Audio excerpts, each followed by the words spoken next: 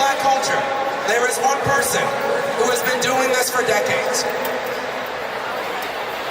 He has been supporting our communities. He's been fighting for our communities in the trenches.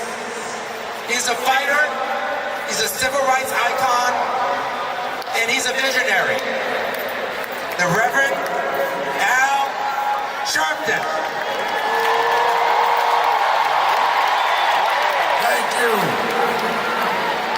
Right now in Washington, D.C., they're having on the National Mall the celebration of July 4th.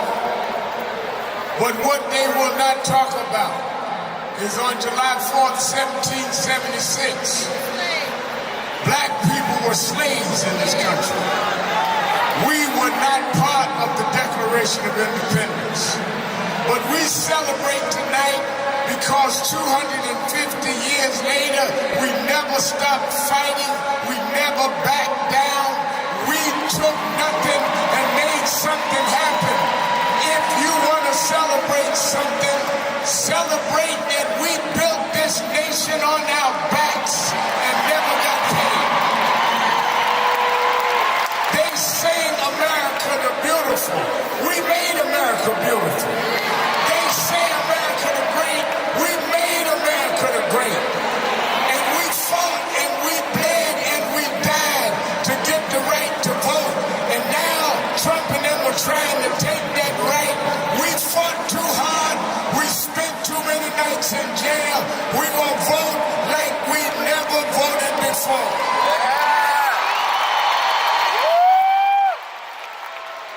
Today, a group called the Patriots marched in Washington with Confederate flags. Well, on August 28th, Martin Luther King III now having a march in Washington on the day his father gave the I Have a Dream speech. I want everybody to be there. We're going to stand up and show the dignity of our people. We're going to show that we are going to never back down. We won't bend, buckle, no matter what they do in the Supreme Court. We're going to win in the court of opinion. And let me say this. Don't take for granted that you're here tonight. They tried to, in every way they could, criticize Essex, criticize Rich Lou Dennis, but they don't understand that the harder you hit us, the harder we fight back. We're the children of people that took nothing and made something happen. You can't beat us down.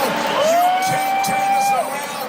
We will be the essence of what happens in our culture. Lastly, I've been at every Essence Festival since 1995. I came that year with my mentor, and we spoke.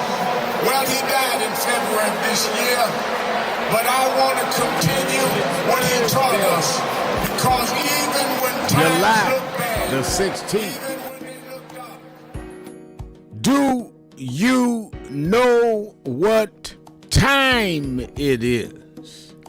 It's Al Sharpton's time. And for the next 3 hours, it's time to put aside all pretenses, deception, denial, or fronting. The time has come to keep it real on Keeping It Real with Reverend Al Sharpton. A very good afternoon to you all across the country, and good morning to those listening on Sirius XM Channel 126, The Urban View, where talk empowers and becomes action. I'm coming to you live from our National Action Network corporate headquarters in New York. For the next 3 hours, you can call in and be heard, or you can go to the message board. You can be heard by calling in at 1-877-532-5797, 1-877-532-5797, or you can go to the message board and you can send a message over the message board. We read it on the air at www.nationalactionnetwork.net. And I see already on the message board people are coming in. Good afternoon, Reverend Sharpton in chat group. Tanya Stovall. Good afternoon, Reverend Sharpton. Willie Franklin. Good afternoon, Reverend Al Sharpton and Nan from 513 Cincinnati, Ohio. And then I had one that was a question. Deborah Fleming is saying, "Hi, Reverend Al Sharpton. My question: Are there any plans y'all are putting together if ICE be around polling places during the midterms?" I think I answered that. We're doing voter brigades. That's what we're announcing at the march on August 28th. We're organizing brigades to be at all of the polling sites, particularly in key states, with cameras and videos, and we're having ministers and all be there so that people will feel confident that they can vote without interference, and we can film if there is any infraction. The fact that we're going to have organized groups there will make them not want to do anything that's going to be filmed. And we're setting up a whole network where people can video and film and download it to us immediately at headquarters, and I'll pop it right on the air. Yes, the answer is yes. We're going to lay a lot of it out at the march on August 28th. A lot is happening. President Trump is supposed to address the nation tonight at 9 p.m. Eastern Time, and it's expected that he is going to attack the voting process, say again that there was widespread fraud and he really won the election, and discredit the votes in Georgia, which would also mean that Senator Warnock is not duly elected, fairly elected, and Senator Ossoff. That's what's expected. Now, nobody knows what this man is going to say or do.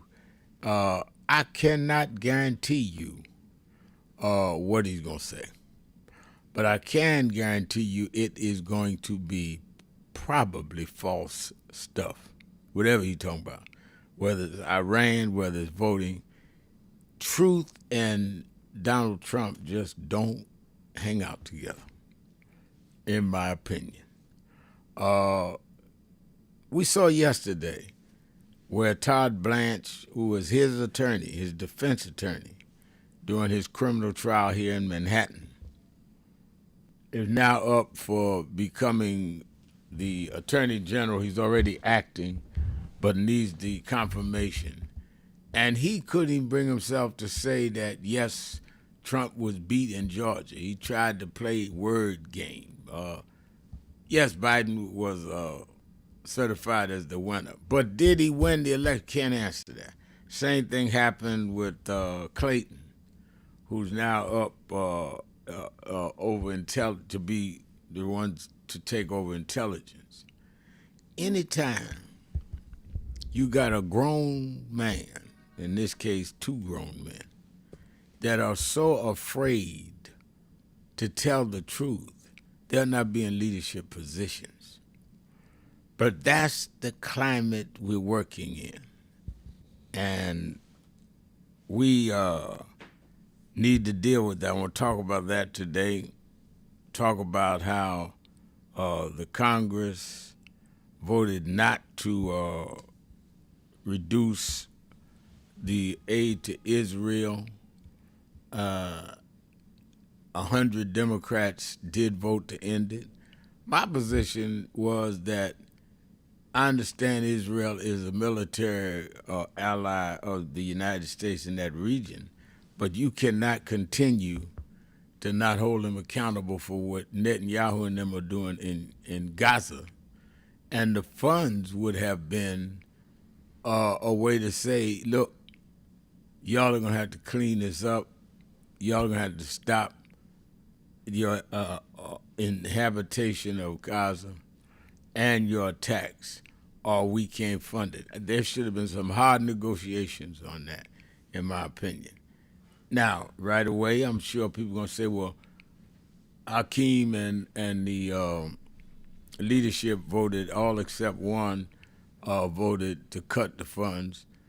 I think they played politics trying to keep their caucus together. I'm not making an excuse for them because I already stated my position. But we can talk about all of that. I think that wisdom tells me, though, that the United States is going to have to alter a lot of what they're doing just to function in the world, because the way is not going there. The way they thought is not going their way. So we are dealing with the inevitability of truth crushed to earth rising again. I was reading Edge of Canaan, book about Dr. King and the movement, and I was reading about all that he is, all that he went through. Dr. King, wiretap, lies. When he was killed, he had been 67% negative in the polls among blacks. Over 2/3 of blacks was not with him because he came out against the war in Vietnam, and they said it was hurting the black cause. And I think that, hey, we know you got to fly against a headwind, but we landed before and we're landing now. I am absolutely convinced of that. I see on our message board, Yvonne L. Griffin says, good afternoon. I cannot wait until August 28th march in Washington. Syracuse, New York will be there. All right, Yvonne, love that. Tell the folk I want to meet you. I want to see who this is on our page, because I want to thank you for spreading the word. Syracuse has to be there. Roderick McCoy is saying, I'm not a fortune teller, but am willing to bet everything I have that 99% of what he says tonight will be a lie. Well, I won't take that bet. I won't take that bet, Roger. I'm not a betting man, but I won't take that bet. And it's a shame. You know, we can all mock and ridicule, and certainly there's reason to do so. But when you think about it, it's a shame that the country has to have such low confidence in its president. Republican or Democrat, you should not have to deal with that kind of disbelief and question with a man who has all of our lives in his hand. It's really sad. And then at the same time, something that's just as sad is, given the conditions, given his behavior, you still got to beg our folks to get out and vote. Well, I don't know what it does. Well, I tell you what it does do. It puts guys like him in office because we're not voting. Let's talk about all that. Barbara Jean is on our message board saying Thursday afternoon. Greetings from Chicago. All right, love Chicago. Bree Allman is saying, love your work. Thank you very much. I appreciate that. I think that a lot to talk about today. Let's get right into it. 1-877-532-5797. 1-877-532-5797. Or go to the message board at www.nationalactionnetwork.net. Be right back. Keeping it real.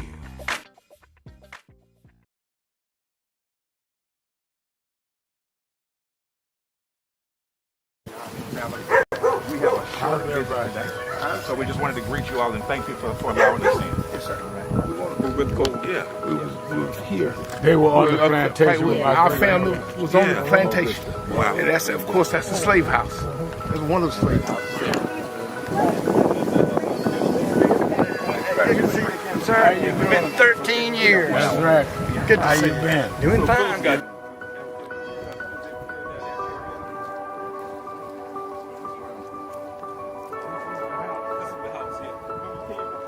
Last time. And we, Alexander Sharpton.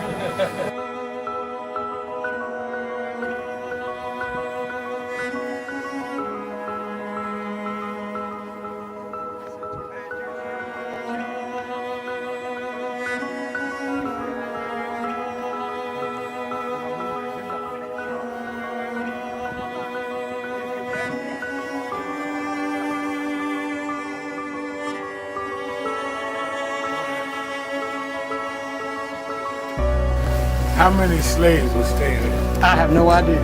This is where they would have a slave. Yeah, that's when exactly. That was exactly.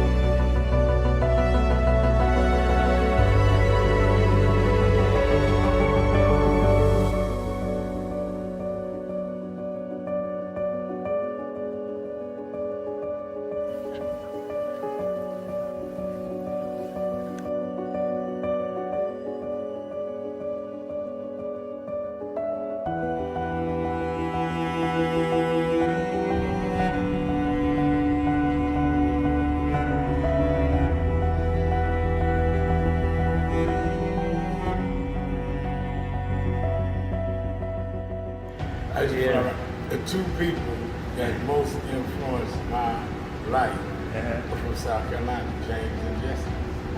Jesse right up the road with me. I went and spoke at his mother's funeral. Jesse walked me to my mother's casket. Wow. To South Carolina. That's the balance of my life, James and Jesse. Yeah. Civil rights, shoulders. But also where your people from too. Literally. Yeah, right. And when I knew Jesse was from James, I started president. Yeah. And James had died before I knew about him, South Carolina. Oh, really? Yeah. James died December 25th. He died Christmas Day, 06. And they came to do the story for February of 07.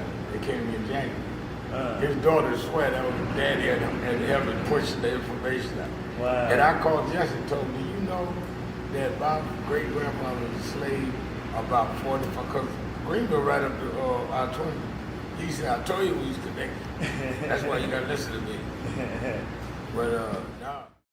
So we are fighting. That's why I said to deal with this DEI situation, you must be disciplined and do studying, because unless you do structural change, we'll keep coming right back to this over and over again. I spoke Wednesday night at Yale University, and I told them students, some of those brightest students in the country, Yale, Harvard, I spoke at Yale, and told them there is a structural problem, which is why Trump and Vance and President Elon Musk, they can come in and put us backward because the structure was never corrected. They walk in the door and say NDI, because structurally they can make that stand. We've got to break the corporate world from doing it and then straighten out the structure of how this country is.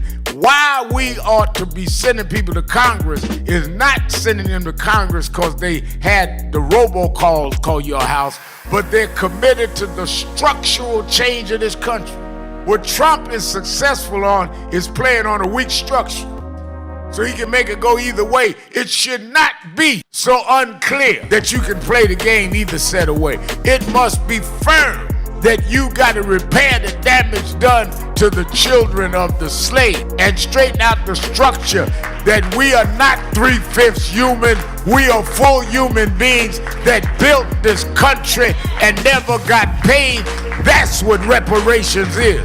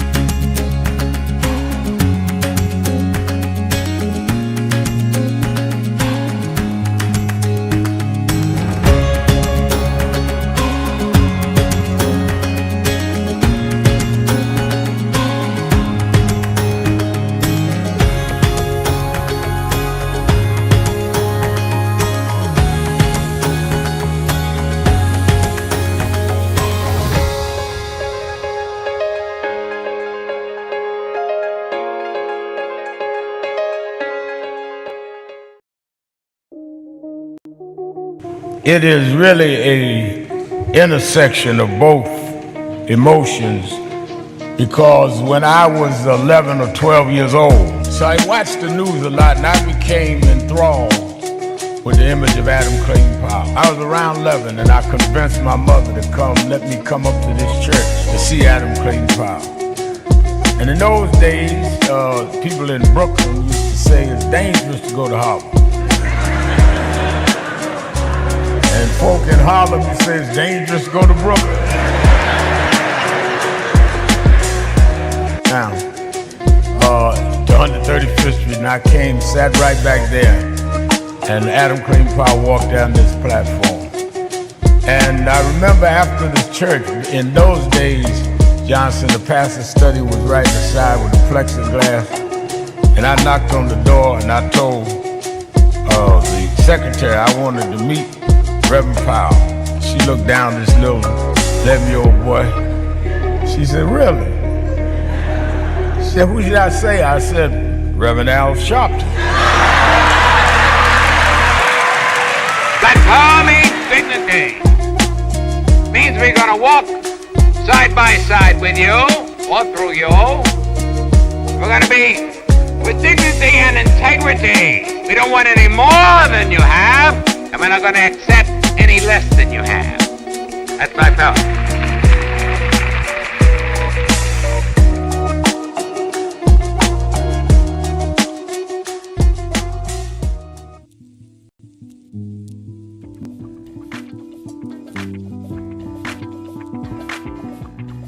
I had a thought this morning that I want to share.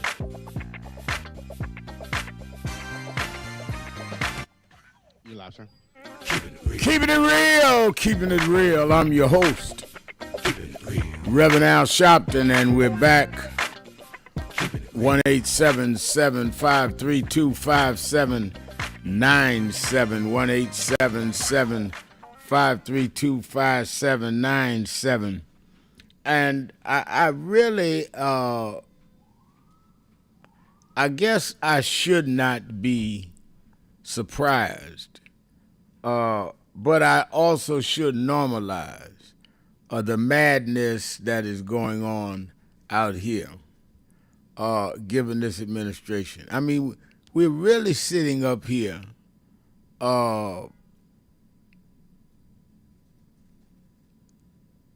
acting like it is normal for the president to make the head of the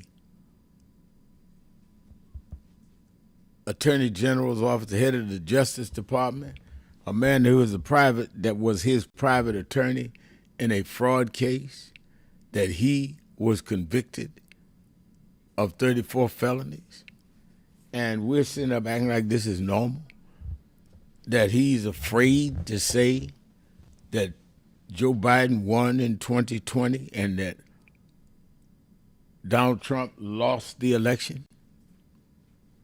I mean, are we really sitting up here where they are changing the voting districts? That's why we march on August 28th. And we act like that's just normal. They just move your house out of one district to another so that they can break up the voting blocks that would threaten their particular party person. And we act like this is normal. I said it at Reverend Jackson's funeral. The problem ain't Trump, the problem's us. Because we're allowing this to happen. And there is no real fight back. Not consistent. Every once in a while people getting mad, but not consistent. That's why we have this march, because we're going to have lay out a whole fall of what we need to say and what we need to do. And I think that it is important, and a lot of us need to get involved. Let me go to some of the phones. Let me give the announcements first. First and foremost, don't forget, watch Politics Nation this weekend. I'm booking the right people in the thick of these issues, and you need to watch it 5 p.m. Eastern Time on MS Now. And MS Now turned 30 years old yesterday. They had a dinner last night just for the hosts and people that have been president, and I went, and they talk about how our show is outstanding. And because we take time, I take time to get the right guests, people in position, and ask them the questions that I know people want to know, some of which I get from talking on the radio every day. So watch Politics Nation with Al Sharpton live at 5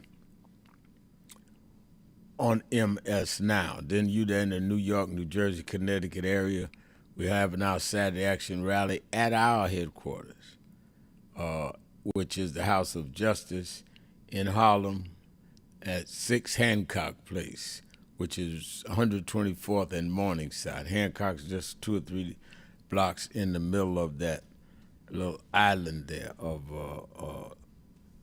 where a gas station is.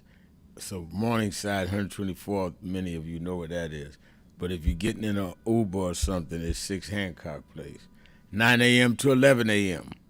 And then, of course, you can watch it that you are not in the area. You can watch it live on Impact Television or at nationalactionnetwork.net or YouTube/NAN or the AME Zion Network. So make sure you that have not signed up for the march.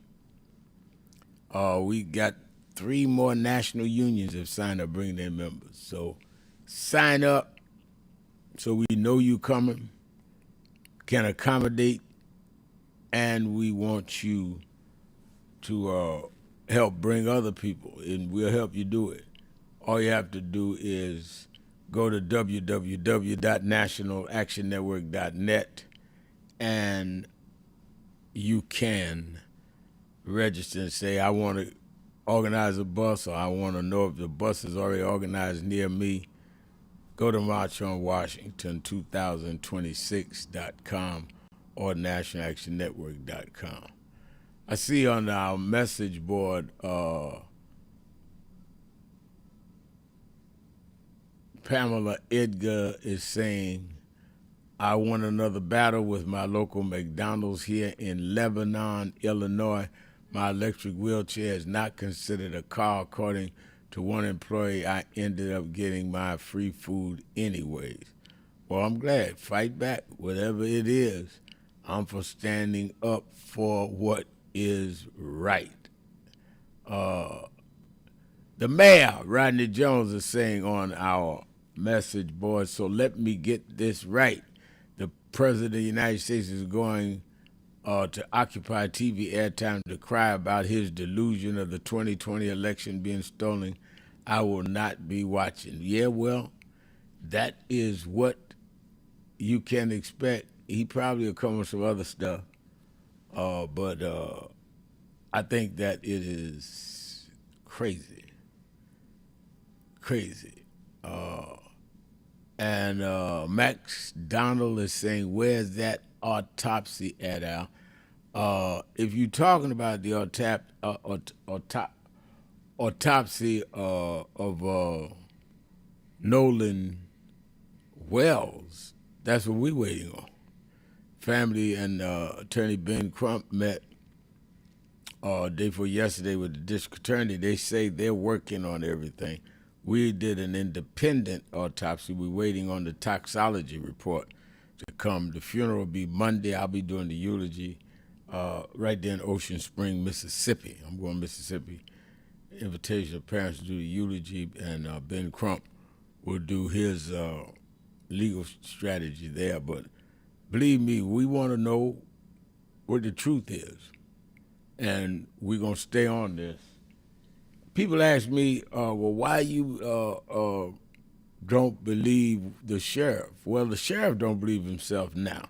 He started saying that there was no foul play. Now he's saying, well, we need to investigate. But how do you trust somebody that already said there was no foul play and then had to investigate once we got involved and it became more nationally known? And how do you expect the parents to trust that when you tried to act like wasn't nothing there? And we are having other incidents pop up. Another young man I see, they're saying drowned suspiciously. I was telling the guy the other day, guy said, remember how you always in the middle of these things. I think that's why we started National Action Network. Civil rights groups do civil rights. I do not understand what you don't understand about that. That's like going to a lawyer's office and saying you're always dealing with legal stuff. That's what they do. Civil rights activism is what we do. And I think because we know, and we should know by now, that if there wasn't a need for civil rights organizations, we wouldn't exist. NAN is 35 years old. I started NAN in 1991 with about 12 people. We wouldn't be around here 35 years later if it was not necessary.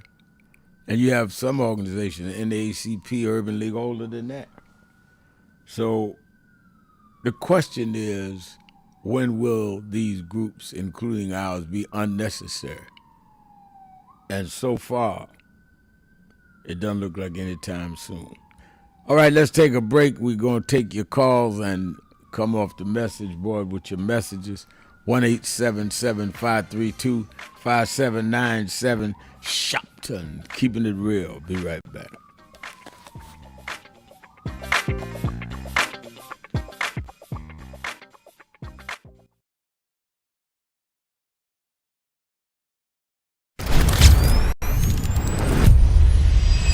This organization has been on the front line.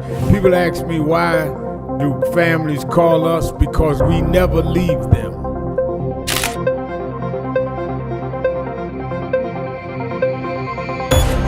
No justice. No justice. What do we want?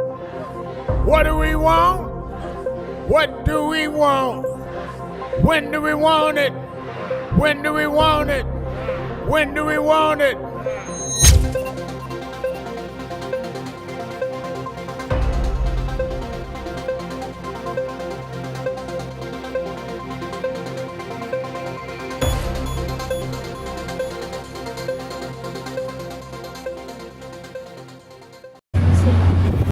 Center itself, the millions to billions, gives a sense of value.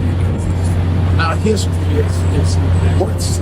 We're not a worthless people. We're not a people that are just some ghetto drugs. You know, sometimes in places that we were destined.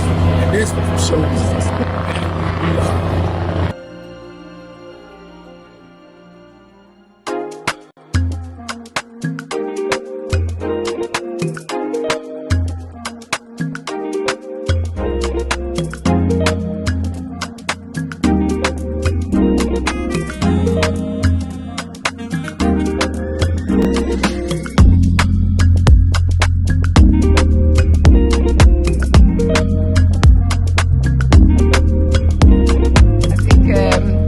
First, I want to thank you personally for writing a foreword to this book, Reverend. I wanted to write a book that was different from the many books that have been written about my dad, which about everybody.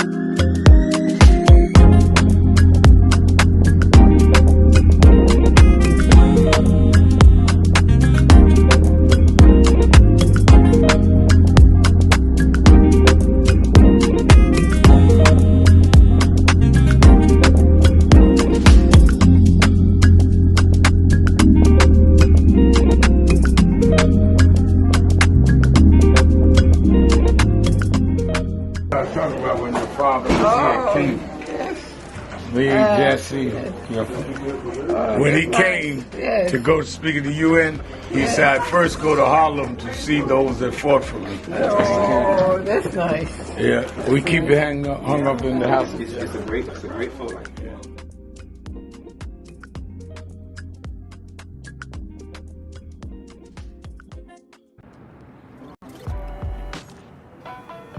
Reverend Al Sharpton has been a steadfast advocate for the power of voting since the 1990s, always encouraging us to get out and make our voices heard at the polls. In these challenging times, there is no better moment than now to stand up, fight back, and vote for what's right. With so much at stake in the world and in our government, it's crucial that we take action and participate in shaping our future. Your vote is your voice. Let it be heard. Voting is the expression of our commitment to ourselves, one another, this country, and this world. Reverend Al Sharpton.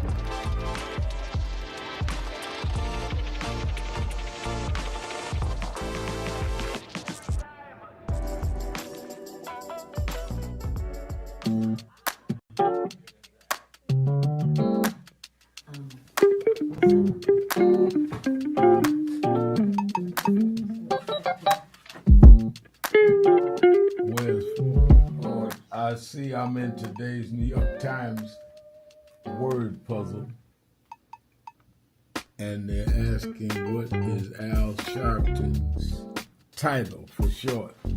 It's Rev. I didn't know everybody knew that. But the people in the New York Times, they didn't call me Rev. They should call me Reverend. No.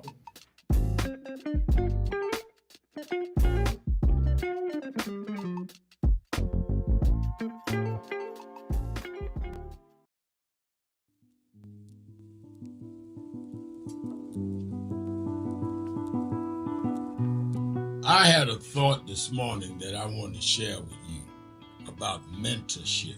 I am able to do a lot of what I do because I had great mentors. But there are correct ways and incorrect ways to mentor people, in my opinion. I was mentored as a boy preacher by Bishop F.D. Washington, one of the great Pentecostal preachers of his time. Then Reverend William Jones became my pastor after Bishop Washington died, who was unquestionably in the top 5 black church ministers, theologians. Reverend Jesse Jackson, who I started my activism under his leadership, he and Reverend Jones. And I learned politics directly as a youth director from Shirley Chisholm. So even though I didn't finish college, I had the most unique education in the world from being exposed to giants. But the one thing I learned is as I grew older and people started coming younger than me and wanted me to teach and mentor them, the magic of the mentors I had is they did not want me to be their clone. They wanted me to learn things from them and use my own gifts and talent in my own unique way and let me do things on my own, because they knew that if I flopped in some things, it would teach me for the other things. They'll come and help me once I was down, but they were not going to have me avoid being down. And they were not going to impose themselves on me.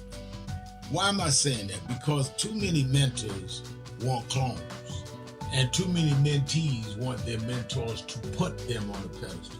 Oh, so-and-so didn't do this for me. Oh, so-and-so didn't open doors for me. If they got to open doors for you, it may mean that they knew you weren't ready to go through those doors. Their job is to prepare you. Your job is to develop your own skills, your own unique ways. And I don't care if it's my daughters, who both have come into their own, or anyone else. I'm not a talent agent. I did not form National Action Network to give people their step up. I formed it to fight for justice for everybody. If talented people get in. Keeping it real, keeping it real. I'm your host, Reverend Al Sharpton. Let's go right to the phone. Let's start in Hawaii with Yusef. Yusef, you're keeping it real with Al Sharpton. How you doing, Rev? I'm doing good. How you doing there? Man, appreciate you, sir. Appreciate you for supporting vets all day, every day. I just want to get to, it takes 150 years for the Medal of Honor to get approved when these guys go to war. So what I'm trying to say, I read where the medal recipient had to write letters, everything to these Congress people to get their medal out. And it took 150 years or something, the longest time. But we can declare war in 6 days. I want people to think about that. Here you got, military members who have gone to big conflicts, big war. They might be looking for medal of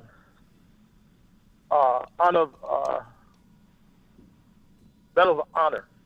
It takes the longest. It took 50 years, 150, but it takes 6 days. I want to look at Obama. Obama, when he talks, people say he talks white. J.D. Vance, when he talks, he's trying to talk white, even though he's from a poor neighborhood. He should talk about what he's been through as a welfare recipient when he was young and just be real, right? Right. This is leading up to the job interviews that we talk about here on the show, Rev. We brought that job interview up, and that's what we're seeing right now displayed in live time, job interviews. What's the consequences of lying on a job interview? The guy said this is a job interview. You got the administration firing federal employees, but here's a guy who is going up for a federal job. Right. They are drooling at the mouth for a federal job on the highest of the highest position to alter people's lives. As a vet, I get frustrated because when you go to these interviews for these jobs, I have to tailor myself, right, to get these jobs. If you go on YouTube, they got tons of job questions. They're going to need to start changing these questions. If you come in here to take this job, are you going to alter people's lives? If they say no, we need to document that. Because if they come in and alter people's lives, we can say you're fired. Next, probationary. When you come in for a job that high, you should be on probationary level. Right. You should be on probationary for 2 years. So that means if you come in and you cause people to lose their lives, lose their job, lose their income, you are now fired. You're released from the position. And here's another job question. Are you a yes man? If I was a job interviewer, are you the yes man? Are you here to kiss the boss butt? Will you disagree with the boss if something is totally immoral, unethical? Would you tell the boss that's wrong? There's a possibility the employee might get fired, but are you willing to do that? The job interview is tailored. It's just like AI. Rev, I don't have the proper grammar, and I'm not ashamed of that. I grew up in New York. I'm proud of where I'm come from. I got ebonics in my vocabulary, okay? But a job interview is like AI. When you go to AI and try to speak perfect English, that's still not you. That's all AI. It still doesn't make you good for the job. I think people are scared of people who can bring results. Yeah, I agree with that. They're scared of people who can bring results, and that's why they get rid of us over DEI. That's why they get rid of us, because we have that integrity and commitment to bring out the best of our abilities, and people are scared of us to get into these positions because we'll make changes. The testosterone. Veterans suffers from testosterone. Do you know we got denied for testosterone levels? The food, Rev, the fast food on base. The food. I know you're a big PT guy. I know you run in the gym, Rev. I know you eat well. I would take some of that money from Iran conflict and put it on the military base for people, for troops and military families to have healthy food, healthy nutrients, working with military spouses to come out and present their healthy food so they can earn income. So we can deal with the welfare situation in the military, so military spouses, military members can start making money on the base. But when they start hearing ideas like that, they said, no, man, we can't put him in the next position because he's going to make a difference and he's going to make us look bad. When you look at the Norman Wells situation with his brothers, you see one black guy and three white young people. When I look at that picture, I was thinking about the story of Joseph. My question would be, where is your brother? Yeah. Because I don't see color. When you come back from that trip, the divine and the almighty would ask you, where is your brother and what happened? I appreciate you, Rev. I appreciate you. I appreciate you. You hit a lot of important points. Thank you for your call. Let me go to Charles in Washington, D.C. Charles. Rev, good afternoon to you. Good afternoon to you. Thank you, sir. It was good to see you enjoying yourself at the D.C. concert. That was real good. And I want to say thank you for all of the work that you're doing for our community specifically. There are a number of issues that you're tackling right now. So we appreciate you on that. But the purpose of my call today, Rev, is for everyone all over the country. The Congress is going on recess on August the 1st. Right. And from New York to California, from Washington to Florida, I would like all of your listeners to get on the phone with their congressman and have their congressman come out to the local VA hospital and spend a day with their staff in the VA hospital assessing the needs of the veterans, the medical professionals, from the doctors down to the nurses to the technicians, but most importantly, the soldiers, sailors, airmen and Marines who have served this country and ensure that they create an amazing level of efficiency in this country's repayment to the services that the veterans have offered. It's very, very important. And also, in those same districts, encourage all of the pastors to come together, all of the business people to come together, and bring those congressmen into the churches. Have them sit down and hear what the needs of the communities are and make them address the needs of our communities all over the country. And finally, we have a lot of work to do between now and November. In Louisiana, we can send Jamie Davis to the Senate. Right. Georgia is very important. Keisha Lance Bottoms, we need her to become the next governor. Right. Penny Brown Reynolds, we need her to become the next Secretary of State. Down in Florida 20, we need Luther Campbell to become a congressman. Missouri 1, we need Cori Bush to become congresswoman again. And then, of course, right where you are in New York, Reverend Sharpton, New York 13. I think Chevalier's going to take that district. Oh, she already did. She won the Democratic primary. She's going to win that. No Republican going to win that seat. Absolutely. It's a wrap. So all over the country, folks, we have got to be very, very serious. We have an opportunity this November to do something that we have never done before. And what is that? Get more black people in power who can impact our communities. And at the same time, we've got to enough citizens to put the proper amount of pressure on them to make them deliver to us those things that we need delivered to us. I hope I'm making sense, Reverend. Make a lot of sense. Make a lot of sense. Thank you for your call. And he is correct.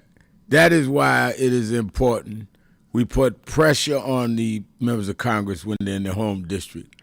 And it is important that we put pressure on those in Washington. All their staffs are not on vacation. Some of them are back by the 28th. Many of them will be at the march. If not, I'm going to take attendance. And the Supreme Court and the White House. We got to go to the seat of power. And I don't care if some of the Congress people are still out. They need to have their staff say tens of thousands of people in Washington today standing up against what they did with redistricting, what they're doing in terms of voting rights, health care, and we need to be really cognizant these people have awakened. We've not shown any national strength. That's why August 28th is so important. Let me take a break, be right back. It's Keeping It Real. Sharpton, be right back. Who was the last person I gave you?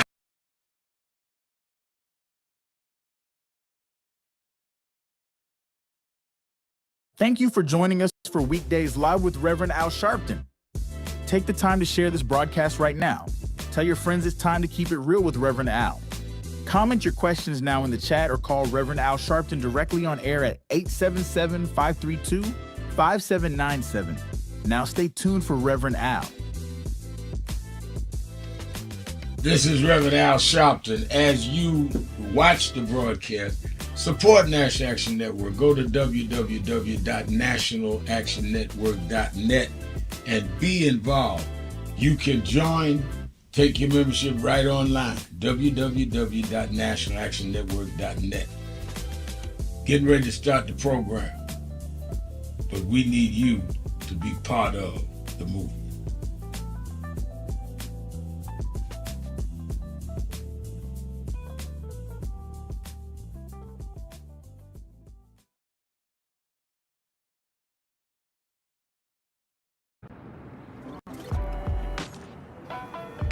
Reverend Al Sharpton has been a steadfast advocate for the power of voting since the 1990s, always encouraging us to get out and make our voices heard at the polls. In these challenging times, there is no better moment than now to stand up, fight back, and vote for what's right. With so much at stake in the world and in our government, It's crucial that we take action and participate in shaping our future. Your vote is your voice. Let it be heard. Voting is the expression of our commitment to ourselves, one another, this country, and this world. Reverend Al Sharpton.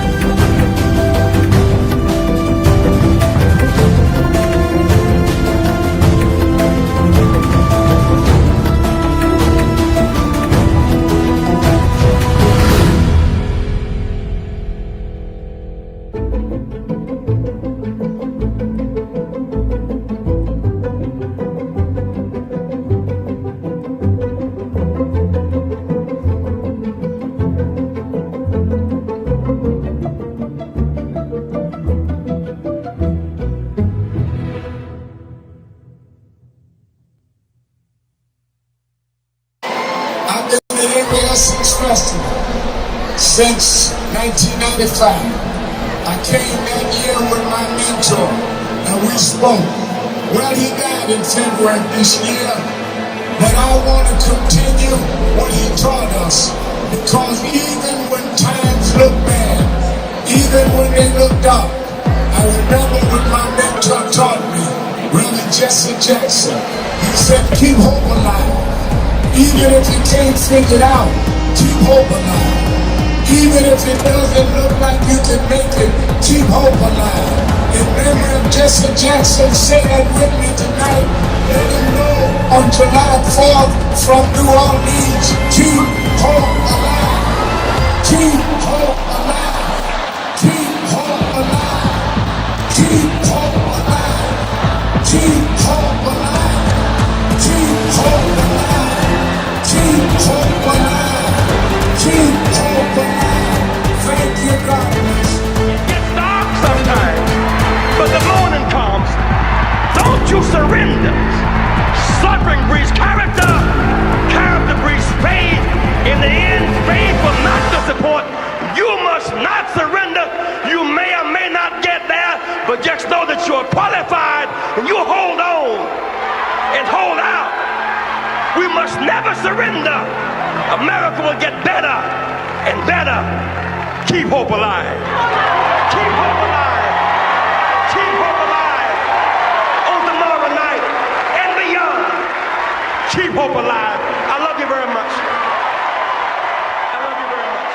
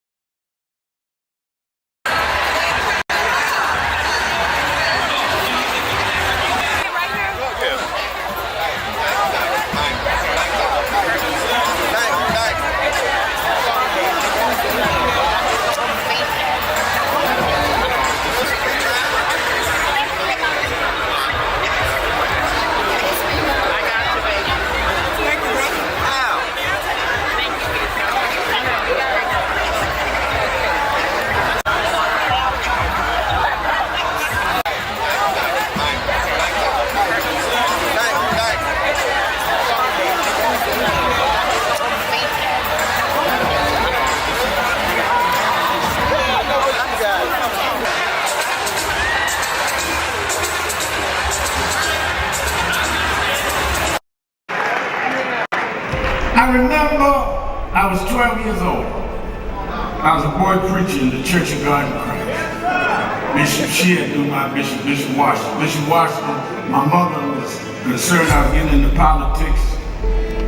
They brought us to Reverend William Jones. His daughter's traveling with us. And Reverend Jones introduced me to Jesse Jackson. I became his youth director in New York at 13. I liked Reverend Jackson because he was a little hipper than the older preachers. He was 27, I was 13 by the time I became youth director. So he was like a father figure to me. When I got about 40, he said, quit calling me father, call me big brother.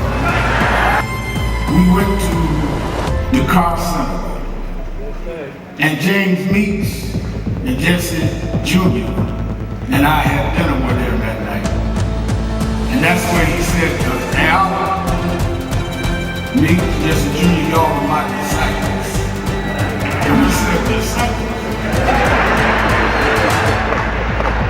And for years we joked each other. I'd come in the room and Junior said, here's disciple number one. But discipleship meant you carried forth the vision. The next day, he took me on the ferry to Goree Island, Mrs. Jackson. On Goree Island, he showed me where the slave camps were. And I will never forget, he said, Al, you see what that artifact is? I said, what's that? He said, they call it the door of no return. When you go through that door, you either made it to America to slavery, or you died in the Atlantic. The door of no return. But I talked to him about 3 years ago. And I reminded him, I said, remember when you brought me to the door of no return? He said, yeah. I said, well, we did return. We returned the President of the United States, Barack Obama. We returned the Vice President, Kamala Harris. We returned with businessmen. They thought they sent us as slaves. We came back as global liberators. The problem is that too many of us did not join the movements that sponsored us. And there was a breakout in 2024 called Negro Amnesia, where you forgot where you came from and forgot how you got where you got. I am your host, Reverend Al Sharpton, and we're back. 1-877-532-5797, 1-877-532-5797, or you can go to the message board and I'll read your message. Like Connie Spoon is on the message board saying this Nolan Wells situation, too many lies, and we need a real detective to uncover the truth or uncover the truth. Maybe we need Columbo on this job. There's too many lies. The right detective can solve the situation. Rest in peace to all of the ones. And that's why I'm going. That's why I had the family come up here. It's too many lies. You're absolutely right, Connie. You can't explain to me why 3 guys left him, said he told him to take his cell phone and his car keys with them. Why? You gonna be on an island by yourself? One is saying, well, I think he hooked up with a girl. That's all the more reason you want to keep your cell phone. So it doesn't add up. And then when the parents use 360 tracker to find out you had the cell phone, you didn't voluntarily bring it to them. You denied you had it, then you finally had to admit you have it, and had to admit you're lying about it, didn't have the car keys. Why would you lie to the parents? And why is everything erased from his cell phone? All of his messages, all of his photos erased. Too many questions. Well, Al, don't jump to conclusions. I didn't jump to conclusions. The sheriff did. I said they need to investigate it, all angles, including if race was involved. We don't know it was, but we don't know it wasn't. Sheriff said that we don't see any foul play a day or 2 days after it happened. So I definitely agree. All right, let's go to Deborah Fleming on, pull up her message on our message board. Says, if Hakeem Jeffries becomes the first House Speaker this November, how would Trump work with him?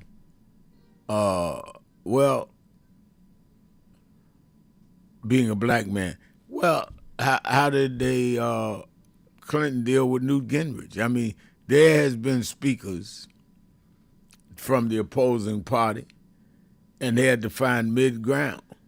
The problem is if he don't become speaker, then you have nobody balancing him off. If Hakeem becomes a speaker, Trump has no choice but to negotiate with him. Otherwise, they can stop all of Trump's legislation in the House of Representatives. So that solves itself if we get the majority of the House Democratic and they elect Hakeem. All right, let's go to Disco Brian in Philadelphia, WURD. Disco Brian. Hello, Rev. Thank you for taking my call.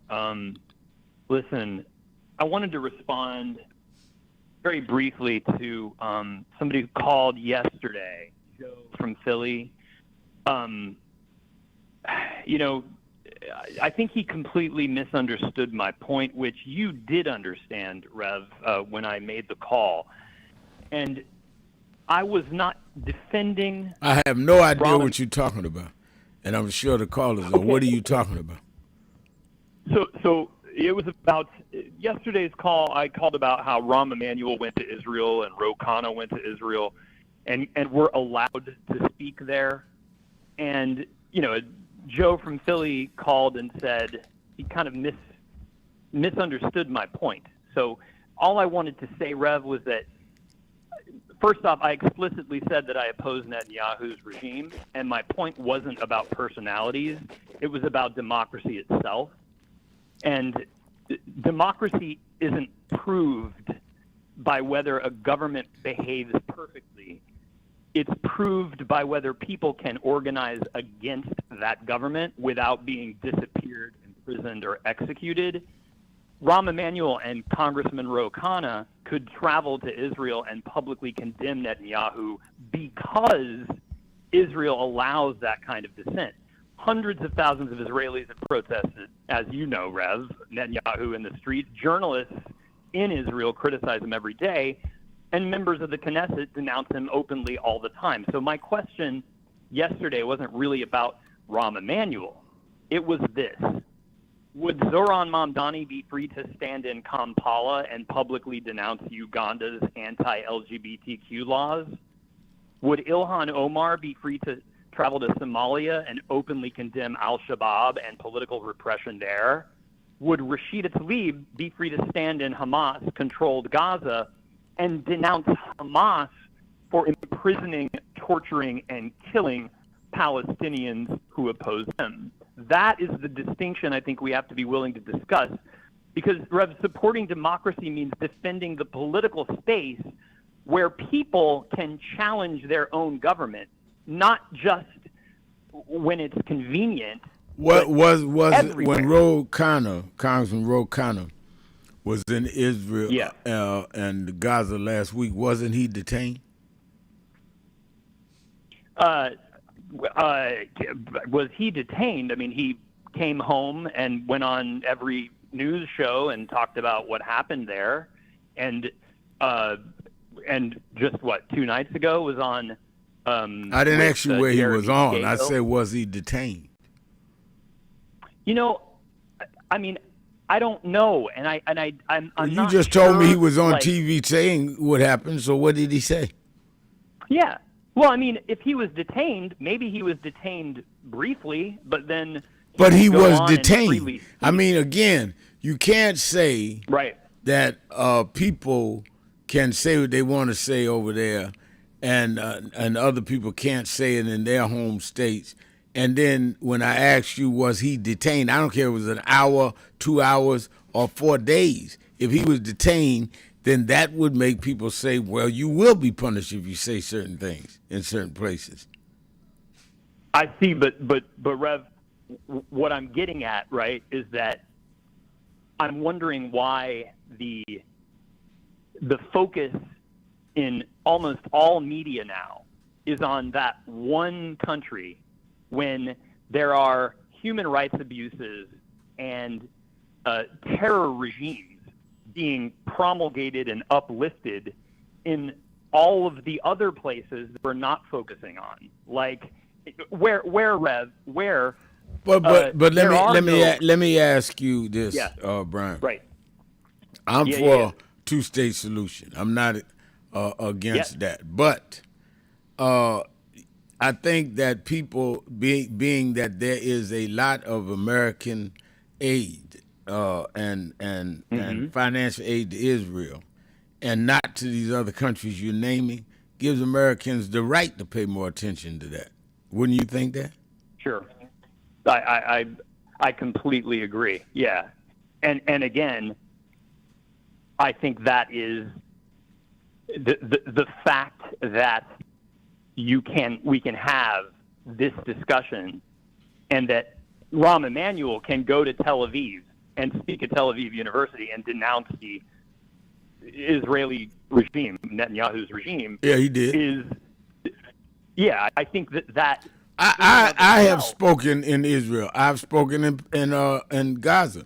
But again, what I'm saying, I'm only going by the premise of your statement of that. Could Mandani say that in Uganda? I don't think the United States sends taxpayer dollars to the level in Uganda that they do in Israel. So I think people have the right to question Netanyahu more than they question Uganda. They invest in it. I completely agree with that, Rev. I mean, I agree with that. But you know, I guess what I wanted to say, Rev, is that when we talk about the Israel-Palestine conflict, it's like we never really hear that often from Israelis opposing Netanyahu or Palestinians opposing the Palestinian political leadership. No, that's true. That's true. Like Ahmed Fuad Al-Khatib, he is a senior fellow at the Atlantic Council, and he started an organization called Realign for Palestine. And he's a Palestinian from Gaza. And I think every one of us who cares about Palestinians should listen carefully to what he said just today. He wrote recently uncovered handwritten notes from Hamas leader Yahya Sinwar show he anticipated a devastating Israeli response before October 7th and nevertheless planned an attack designed to seize towns, murder civilians, take hostages, and provoke a regional war. If those documents are authentic, he writes, they suggest Hamas knowingly gambled with the lives of both Israelis and Palestinians, expecting Gaza to suffer catastrophic consequences. That should fundamentally change how anyone who genuinely supports Palestinian rights evaluates Hamas. And he closes with this: supporting Palestinian freedom requires rejecting Hamas, because a movement that knowingly courts catastrophe for its own civilian population cannot credibly claim to represent that population's interests. And Rev, if we truly believe in universal human rights, then we have to support Palestinians. Well, if we are going to support Palestinians who are courageous, and I agree with you, then we need to ask Netanyahu why he was funding Hamas through Qatar. Is that not right? Absolutely. So you preaching to the wrong people. Netanyahu had a deal with Hamas till he didn't. So that's why I'm anti-Netanyahu while I'm not anti-Israel. But you cannot reprimand people about Hamas and not say that the present head of state in Israel was paying them to keep Palestine divided. Paying them. Thank you for your call. Let's take a break. We'll be right back. I want to be fair on all sides.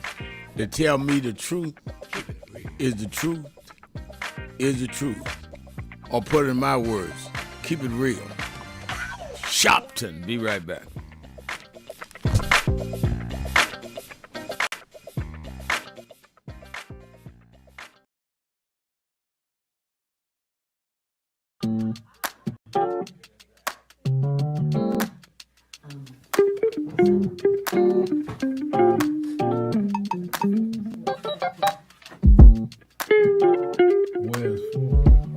I see I'm in today's New York Times word puzzle, and they're asking what is Al Sharpton's title for short. It's Rev. I didn't know everybody knew that. But the people in the New York Times, they didn't call me Rev. They should call me Reverend. No.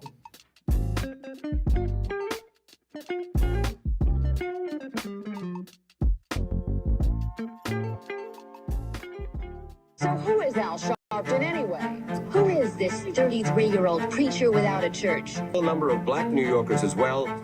He is little more than a pudgy exhibitionist who can be counted on to show up, bullhorn in hand, at every racial incident.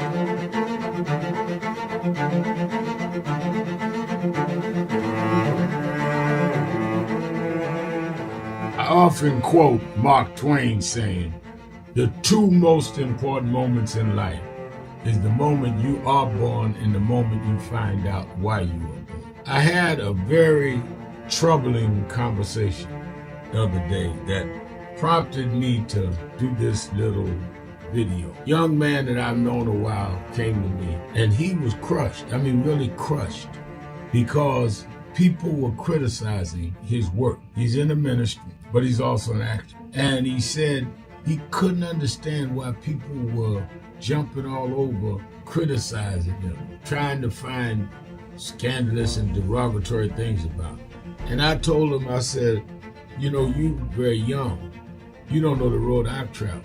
They call me everything but a child of God. A blabbermouth, a loudmouth, too flamboyant, an agitator, a racist, I a race had to baiter. learn. Yeah, right. I was not defined by how others saw me. I was defined by how I saw myself and whether I was being true to myself. Some of you watching this don't like me. And it doesn't matter as long as I know what I'm doing and I like me for being real. So I'm doing this video to say to you, whoever you are and whatever you do, you may not be in ministry or social justice, none of this stuff, but don't live your life worried about opposition or people that don't like you. You can turn that around. Use me as an example. The same people that call me a scam artist, a con artist, a sellout, or racial hustling, I kept going. And the people I respected started respecting and publicly embracing my work. When Coretta Scott King, the widow of Dr. Martin Luther King Jr., had this to say about Al Sharpton. A leader who has protested injustice with a passionate, unrelenting commitment to nonviolent action in the spirit and tradition of Martin Luther King Jr. And I am talking about your leader, our leader, the Reverend Al Sharpton.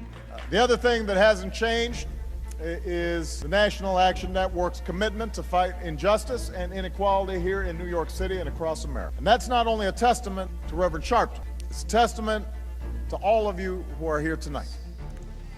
First and foremost, to Reverend Sharpton. I saw him when he first came on the scene, and I have marveled at his tenacity, at the development of his intellect, and his devotion to our movement, and much he has contributed to the world we are experiencing. I am honored, and I must say that when I had my debate with Dr. King on the issue of the church and religion, he didn't warn me that after his departure, his space would be filled by another preacher, and that preacher would be Al Sharpton. All you want in life is people that matter to you to say you did all right. And more important, that you can look in the mirror and say you did all right. Thank you, Rev. Thanks for that introduction. Look, we've known each other for a long time. I'm grateful not only for your leadership and partnership, but quite frankly, more importantly, for your friendship. And thanks to all of you, members of our nation's most important civil rights organization. You have been, over all of your years, such an extraordinary leader. You are a voice of truth, a voice of conscience, a voice of practicality around what we must address and what we can do. And I thank you so much for your friendship. I remember that most of the youth around Al's age, he was about 12, wanted to be like Connie Hawkins, a great basketball player, legend, or Earl the Pearl, or Clyde Frazier. Al wanted to be like Adam Powell, a powerful preacher with a social justice gospel. He was very close to, at that time, to Reverend William Augustus Jones, powerful preacher and social justice advocate, and Reverend Gardner Taylor State right down the street, and Bishop Washington, whose church he came from, and Reverend Sandy Ray. He wanted to be like these giant preachers. He wanted them to have the edge, however, of the King's social justice dimension. He wanted to be like them, now he's one of them. Perhaps taller than most of them because of the risks he has taken and the reward God has given him with his gift. I remember so well that I first escorted him to jail. He was around 13 years old. With the jail fighting the ANP. He was in the lineage of our struggle. He grew up in it. We didn't just see him on TV one night. He didn't happen. He came bottom up, not top down.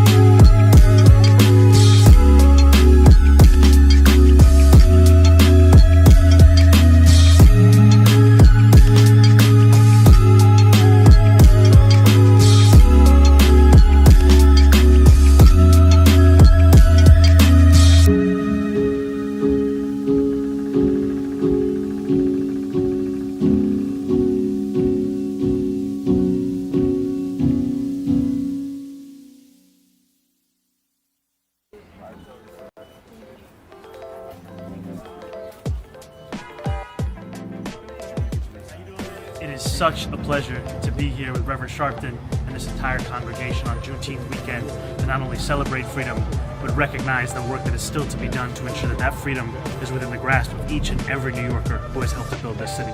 Thank you for having me, as always.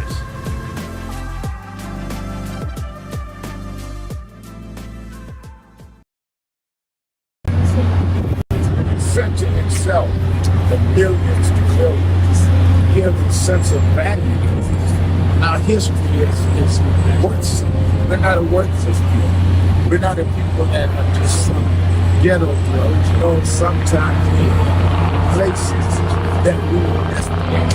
And this shows us that we are.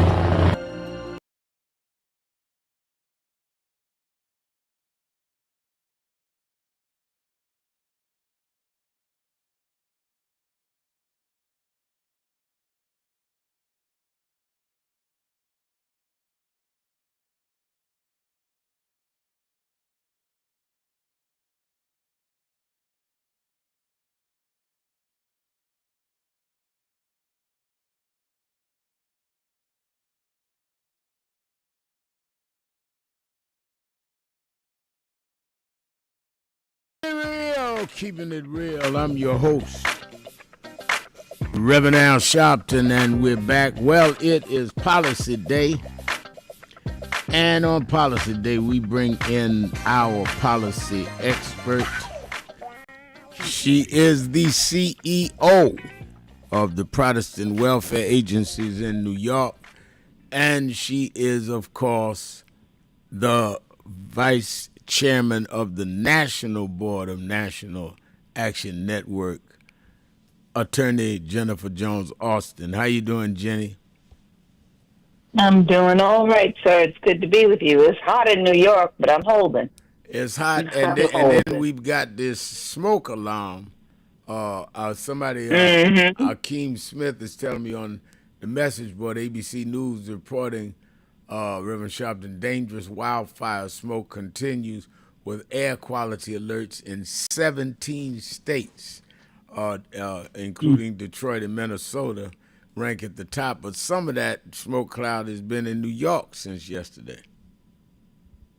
I walked out of my office yesterday afternoon, and it felt like it was like a dark gray sky at about 4 o'clock, 5 o'clock, about 4:30 in the afternoon, and I had no idea what was happening. But I think it's in some ways, I haven't done all the research, but you remember during, I think we first experienced it in New York during the Adams administration, and wildfires and something that was coming to us from Canada. And what they're saying is, yet again, it's wildfires. And when you have these hot temperatures, you're going to see more wildfires, as we saw in California last year and elsewhere. Yeah, it's frightening. So it's all part of climate. It's all climate related. All climate related. Let me ask you, before I go into, I definitely want to talk to you about the Trump appointees and their testimonies yesterday, as well as Trump dealing with ICE and these traffic stops. But as you know, I'm doing the eulogy Monday in Ocean Springs, Mississippi, for the family of or the funeral services of Nolan Wells. Now, you're a lawyer, and you've dealt with a lot of these cases, both policy and otherwise. And when I raised the question of the inconsistencies, that, he was with 3 guys, they went back to, Ocean Springs, left him on the island, said he wanted to stay behind. Then somebody said he met a girl. But then they say he gave us his cell phone and keys, which they initially told his parents they didn't have. They tracked it down with the 360 tractor, and then he admitted he had the phone, said he gave it to him, then lied about the car keys. I mean, isn't the changing of the stories and the whole act, I mean, you've raised kids, as I have. I don't know any 18-year-old give anybody their cell phone. Not at all. I know few folks my age that give people their cell phone, especially if you're saying, y'all go back and leave me alone, that'd be more reason for me to want to keep my cell phone. So aside from that, isn't the inconsistencies doesn't it warrant us to really have suspicions and need to have those suspicions relieved one way or another? Absolutely. I mean, the inconsistency suggests that there is more to the story that has yet to be revealed and told, and that these young persons are kind of, they probably, well, I shouldn't do this, but you have the story. You're breaking up. You're breaking up. You're You're breaking you may up. see in. Let's see how I can. Let me see. Maybe it's my AirPod. That's Is better. this better, sir? Yeah, much better. Okay. Lawyers will consistencies in like timeline. There's one confusion. Somebody says that they filled up at 5 o'clock when they really filled up at 5 after 5. Or person wearing blue shirts, but the person was really wearing a light, or.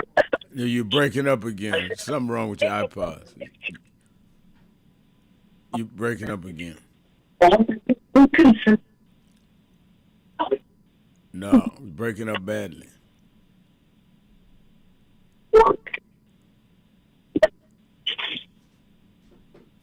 Hello? Why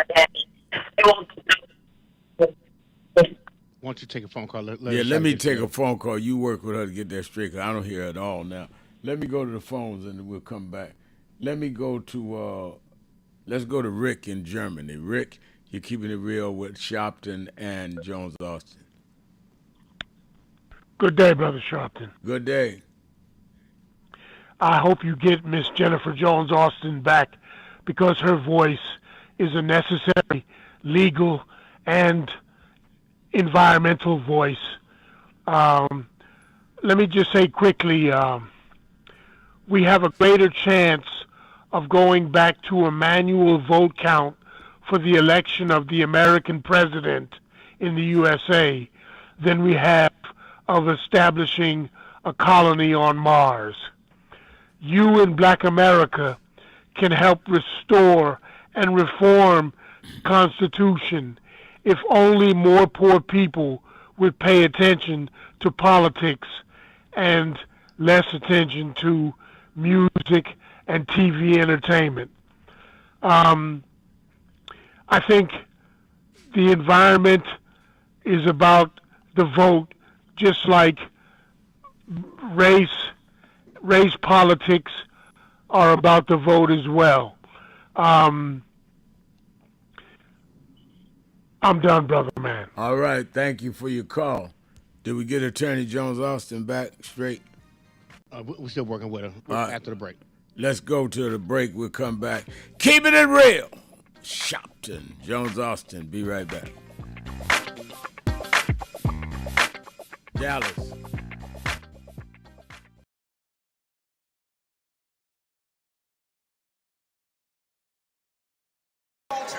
There is one person who has been doing this for decades. He has been supporting our communities. He's been fighting for our communities in the trenches. He's a fighter. He's a civil rights icon. And he's a visionary. The Reverend Al Sharpton. Thank you. Right now in Washington, D.C., they're having on the National Mall the celebration of July 4th. But what they will not talk about is on July 4th, 1776, black people were slaves in this country. We were not part of the Declaration of Independence. But we celebrate tonight because 250 years later, we never stopped fighting, we never backed down, we took nothing and made something happen. If you want to celebrate something, celebrating that we built this nation on our backs and never got paid. They sing America the beautiful. We made America beautiful. They say America the great. We made America the great. And we fought and we bled and we died to get the right to vote. And now Trump and them are trying to take that right. We fought too hard. We spent too many nights in jail. We're going to vote like we never voted before.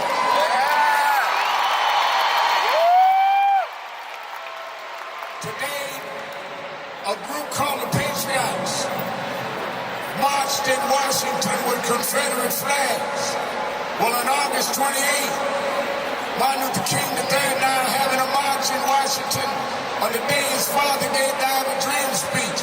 I want everybody to be there. We're going to stand up and show the dignity of our people. We're going to show that we are going to never back down. We won't bend, buckle, no matter what they do in the Supreme Court. We're going to win in the court of opinion. And let me say this. Don't take for granted that you're here tonight. They tried to, in every way they could, criticize Essence, criticize Rich Lou Dennis, but they don't understand that the harder you hit us, the harder we fight back. We're the children of people that took nothing and made something happen. You can't beat us down. You can't turn us around. We will be the essence of what happens in our culture. Lastly, I've been at every Essence Festival since 1995. I came that year with my mentor, and we spoke. Well, he died in February of this year, but I want to continue what he taught us, because even when times look bad, even when they look dark, I remember what my mentor taught me, Reverend Jesse Jackson. He said, keep hope alive. Even if you can't figure it out, keep hope alive. Even if it doesn't look like you can make it, keep hope alive. In memory of Jesse Jackson, say that with me tonight. Let him know on July 4th from New Orleans, keep hope alive. Keep hope alive. Keep hope alive. Keep hope alive. Keep hope alive. Keep hope alive. Keep hope alive. Keep hope alive. Thank you. God bless you. Thank you. Some noise for the legend. Forget where you come from and forget how you got there. And act like you got there because you were qualified or that you had a good resume. But some of us had to pay a price for your resume to even be read. Some of us had to take nights in jails and licks upside the head or shut out of boardrooms like Byron so you could walk down red carpets and act like you got there by yourself. So I received this award with a special place in my heart and on my shelf because I'm getting it from a freedom fighter who never forgot where he came from and how he got there.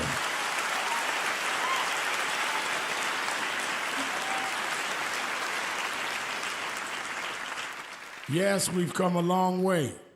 We've had now a black president and now a black vice president, but we still can get shot down and have to march to get a case in court. We still can get shut out of boardrooms. We're still doubly unemployed in a good economy. So we're gonna have to keep marching. And I thank not only my family, a mother that raised me by herself, but I thank that lady at the end of the march that knows she won't be on TV that night and knows her name will never be in the paper, but she believed in me enough to get at the end of the line and make me look good. Because Dr. King used to say, if you call a march and no one shows up, you just going for a walk. And I want to thank those that marched with me. 32 years ago, here in Los Angeles, we marched. And then many years later, with George Floyd and others, we're still marching. And I'm going to keep marching. I'm going to keep agitating. And I'm going to keep going.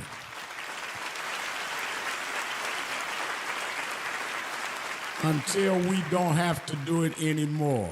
Eddie, known you a long time. Mariah, Chris, and your kids. And I promise you this. The only thing that I really live for is I get up with this dream that every bigot, every racist, everyone in this country that hates will say, damn, he's up again.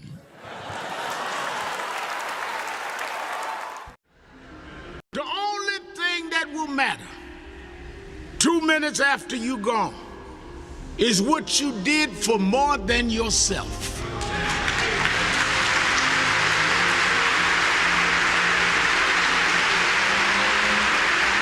Think about this. Think Keeping about it it real. if today Keeping is it your real. last day. I'm your host. This is your last service. Reverend Al Sharpton, Attorney Jennifer Jones-Austin is our co-host, and I think we got your sound correct now. Yes. So you explaining us your take on this case with Nolan Wells. Right. So I'll very quickly just sum it up by saying that we've got to remember that law, and especially in the criminal law space, a lot of it deals with reasonable doubt and common, what is commonsensical, what people can expect. So keep in mind that a grand jury would be convened to look at the evidence to determine whether an indictment was warranted in this case if it goes that far. And what they'll be looking at is, what the circumstances are. Are they enough to suggest or to indicate that something foul may have happened, something inappropriate? And then if it ultimately gets to trial, what they're looking at is whether or not a person, a grand jury, could determine beyond a reasonable doubt that a crime did not occur. So what I want you to center on is reasonable doubt. And when you're just looking at the information that's come out thus far, individuals would have reasonable doubt that a young man would leave his cell phone and his keys in the hands of his friends and stay on an island that was unfamiliar to him with no way of getting back by himself. Those are the circumstances that should have caused initially the law enforcement to say, something's off about this. Something's not quite right. You would not have a young man choose to stay on an island without any way of getting off the island. We have yet to hear that these young persons have said, oh, he told us he was going with so-and-so, or somebody else coming forward and saying, he said he was coming with me. Right. So these are the kinds of things that you would look for and that you would raise as questions and would suggest to you that there's something more, there's reason for us to be very skeptical of these young persons just saying, well, he just said he's going to stay back and, I do have his phone. Didn't realize I had his phone. Those kinds of things. There's enough here to say something happened and we just don't yet know. What I would be concerned about, sir, if I just add on this point, is, 3 young boys have to corroborate each other. And if I'm their parents and there are these inconsistencies that are popping up, I'd begin to worry, because what often happens is, only two can keep a secret if one of them is dead. Yeah, I think I'd be concerned also about the inconsistencies and the fact that we are told that they've all lawyered up. There must be some concern. Let me ask you some other legal things, and I'm going to the phone. We know that President Trump is speaking tonight to the nation, and what he's done today or yesterday, late yesterday, is Vice had announced they were stopping traffic stops. I mean, not Vice, ICE. I said Vice, maybe because that is a vice, having ICE. But that they were stopping traffic stops after the 2 killings of innocent people within 7 days last week. And then he vetoed that and said, no, we're going to continue with the traffic stops. One, what is the policy and / legal premise of him just overriding that, and the fact that ICE has on 2 occasions now killed people that were not even the suspects they were allegedly pursuing. So the first, let me go to the second part. The government is going to face lawsuit after lawsuit after lawsuit over these ICE stops, and particularly those that are resulting in the fatal shootings of individuals, and the government not being able to put forth substantial, significant evidence that shows that they had a right to shoot and kill these persons. And so we're going to be seeing for some time that, we've got a problem there, and the government is going to wind up paying out even more than they have been paying out for ICE because of these unlawful, wrongful deaths that will likely prevail. So that's one thing. Now, does Trump have a right to override an agency's decision? Here's the deal. These agencies, these agencies heads, secretaries, they serve at the pleasure of the president, and essentially, policy is to be set in line with the president. Now, what often happens and should happen in good governance is that the president leaves the so-called experts, and I say so-called experts because in Trump's situation, so many of the people that he's appointed and put in charge are not experts of the areas, for which they have oversight. He's doing exactly what he accuses DEI of being all about, but that's a whole other issue. Trump he can't necessarily override the policy, but he can put his foot down, and essentially, bottom line is policy is not law. Policy is not like an executive order, and so he can intervene, and then there'd be a back and forth. But his action can hold because they're serving at the pleasure of the president. There's no law here that he is overriding. It's a policy, and policy is not law. O.G. Kelly is saying on the message board, the parents of 18-year-old Nolan Xavier Wells met with Jackson County District Attorney Angel Myers McGrath Wednesday. Yes, I said that yesterday. I said that early in the broadcast. Learning the investigation into their son's death will be presented. And Attorney Crump was in the meeting. I talked to him after. That is different than what the sheriff said, OG, but it doesn't mean that the process is going to be fair if there's not continued pressure from the parents and the people in the community on that district attorney to give a fair, impartial investigation, because you can bet those 3 boys who's already got lawyers are going to try to poison the community if there's something to poison. And a grand jury will only hear the presentation of the DA, not the defense and not the parents. So we are, I think that it is questionable, but let's see what happens. Roger McCroy says that there are pictures on the internet showing Nolan Wells at a pool party later that night, but that his body was found on or around the island 2 days later. Something just don't add up. And the other thing about, you're going to find all kind of stuff on the internet, because the question is, was he at a pool party before the other 3 guys left him? Or was that or had they already left? Then why, if he was going partying, would he give them his cell phone? I mean, the digger they deep into this, the more it doesn't settle right with me. Look, like we said, there's a reason those parents have lawyered up for the children. Something's not quite right, and I just, my heart breaks for the Wells family. I just can't imagine. And this is the nightmare that parents have generally, but especially, in instances like this. I live in Brooklyn, New York, and I would always talk to my children, and I say this with love. My daughter Kennedy, she used to ask me why she couldn't go to play dates over at her friends' homes, when the parents weren't at home, and particularly talking about the friends in her school who were white. And I would say to her, and she didn't like it, but I'd say to her, sweetheart, something comes up missing. Something breaks. I said, there's a good likelihood they're not going to look at their children. They're going to look at you. Mm. And she couldn't get it when she was 8 or 9 or 10. She got it when she was a little older. But that's the journey.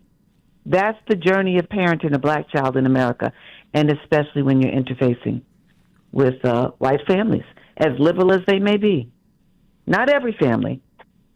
No, but you have to be mindful. We're not saying every family, but even some that we thought were liberal, it changes when it gets close to home.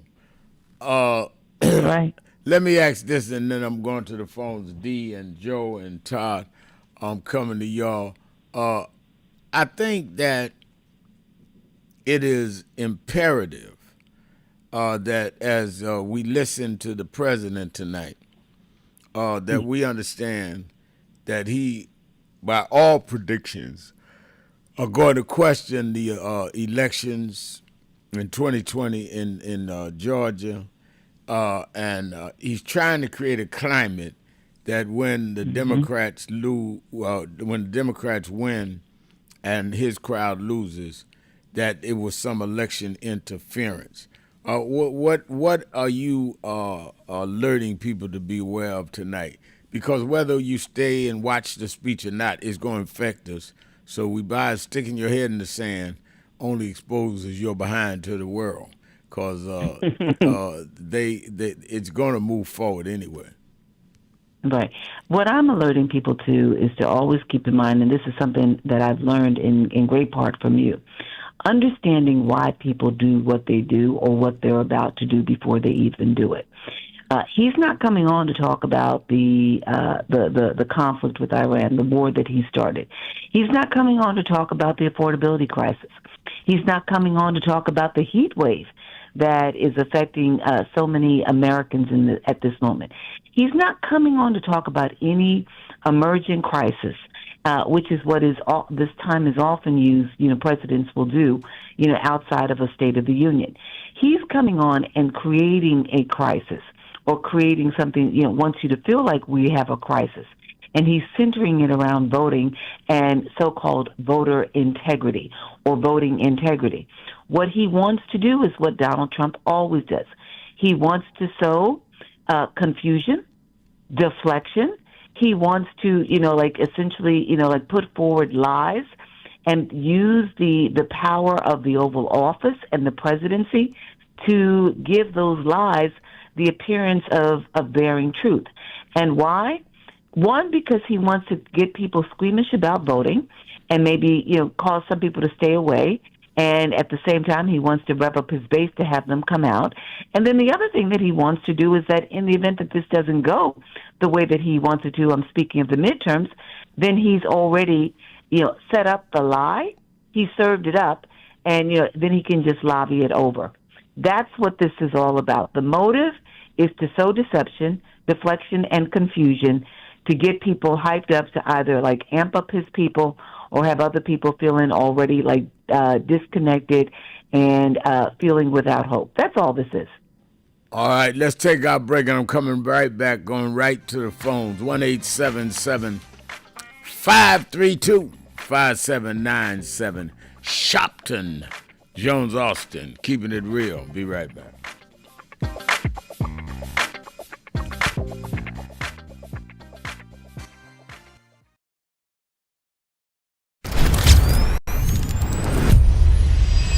This organization has been on the front line. People ask me, why do families call us? Because we never leave them.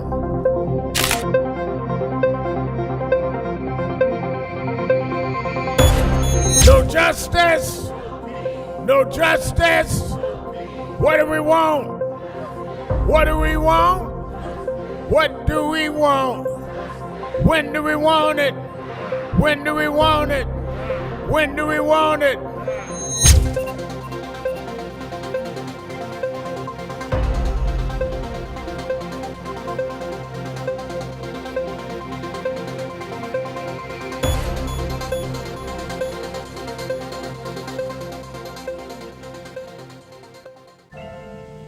thank God I was blessed to have both in my life. Both historic, strong figures. But if I misused them and listened to not only figures that are not as historic as them, but figures that had nothing to do with the calling and purpose of my life, I would live confused. I'd be double-minded. I'm clear. And what I want you to do is be clear. Clear on who you are and why you are. And a lot of that will be exposed to you and others by who you are around and who you allow to enter your head. Keep people at a distance that only have a distant and unclear vision of who you are and who you are supposed to be. They could be your blood relatives, but they could not be the ones that accompany you toward what you ought to be about tonight. Everybody good to you ain't good for you. Everybody that makes you laugh sometimes end up making you a joke.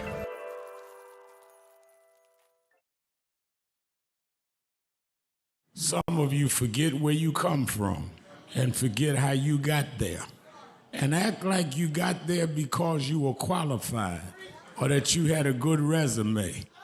But some of us had to pay a price for your resume to even be read. Some of us had to take nights in jails and licks upside the head or shut out of boardrooms like Byron so you could walk down red carpets and act like you got there by yourself. So I received this award with a special, special place in my heart and on my shelf because I'm getting it from a freedom fighter who never forgot where he came from and how he got there.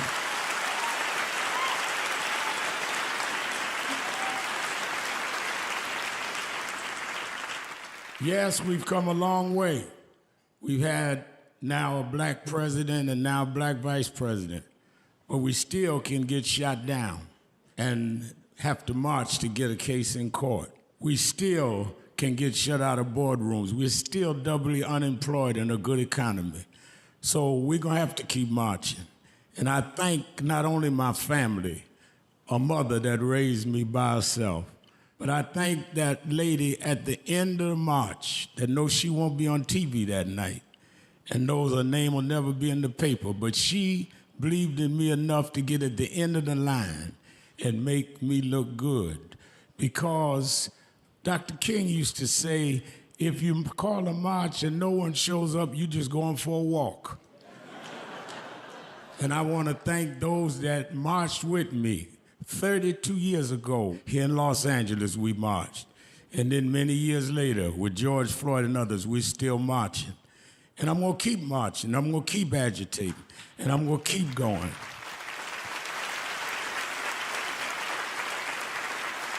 Until we don't have to do it anymore. Eddie, known you a long time. Mariah, Chris, and your kids. And I promise you this. The only thing that I really live for is I get up with this dream that every bigot, every racist, everyone in this country that hates will say, damn, he's up again. And I think that is extremely important about the funding. But I also want to add how they're changing what can be taught. You have states outright saying you can't teach black history and you can't teach certain other histories and the curriculum. You have this administration that is literally taking out exhibits from the Smithsonian. So we have not only an education problem in terms of resources, we have an education problem in terms of curriculum and what people are being taught. So I have one grandchild, 6-year-old. When he gets to high school, it may be just against the law for him to learn about certain parts of American history, which includes blacks. We want to talk about slavery. We want to talk about the good side of America. Well, what does that mean? That's not history. Everything was not good. And I think that that is the threat that we've got to fight, which is why we've got to fight with the courts and the streets, because they're literally changing the textbooks as we go. As they do that, they change the opportunities, because then the fight against affirmative action is not having access to these institutions and telling these institutions, this whole fight around DEI, which they did, started at Harvard with a black woman president. Started with them saying you can't teach diversity in an Ivy League school like Harvard. It didn't start in Little Rock at the high school. This fight, this time, was Harvard. And they went from there on. And I think that we've got to have the same resistance as they could fight in the 50s. It ain't some people who went from together and deal with the question from Little Rock in terms of desegregation. Then we that are far more educated, far more economically secure personally, have no excuse in the age of what they did in Harvard not to be standing up back in the South.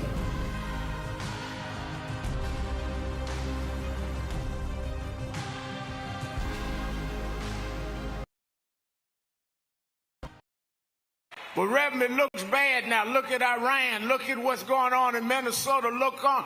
Yeah, but I was raised by them to realize that after storms, if we do the right thing in the storm, if we organize, if we register, if we do what we're supposed to do, there's always a rainbow coming out.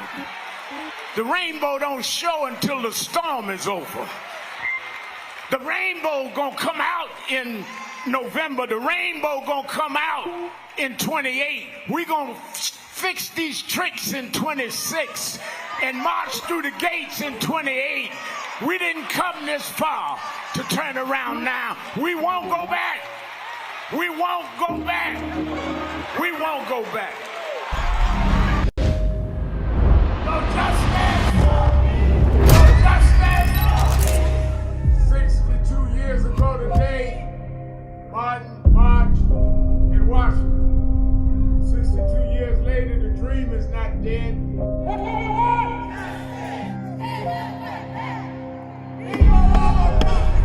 I'm here because I must be here. Democracy is not there for the pig, and you have to fight for democracy. That's what it is.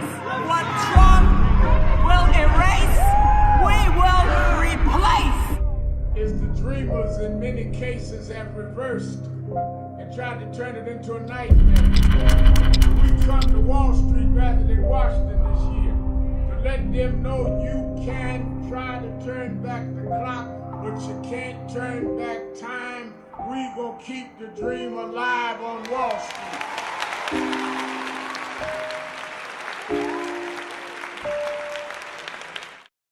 Many people cannot focus because they have not really come to terms with their calling and life purpose.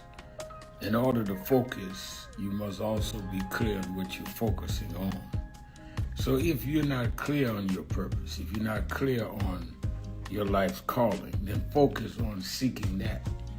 Because if you just read the ways and roads you traveled that you didn't even choose, that were sort of just laid out for you by God, in that it's telling you, speaking to you about what your purpose is and what you were born to do and be. I learned the things that I didn't plan had to be planned by God, and God's plan. Keeping it real, keeping it real. I am your host, Reverend Al Sharpton. Attorney Jennifer Jones Austin is our co-host. Jenny, let's go to the phone. Let me go to Atlanta to my Georgia Peach buddy, Sister D. D, you're keeping it real with Al Sharpton and Jennifer Jones Austin. Hi, Reverend Al and Attorney Austin. Thanks for allowing me to speak today.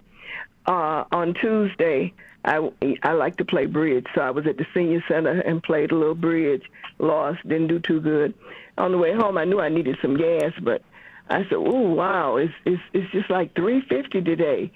but I didn't feel like stopping. I said, I'll get it tomorrow. So yesterday I stopped. It had gone up 25 cents.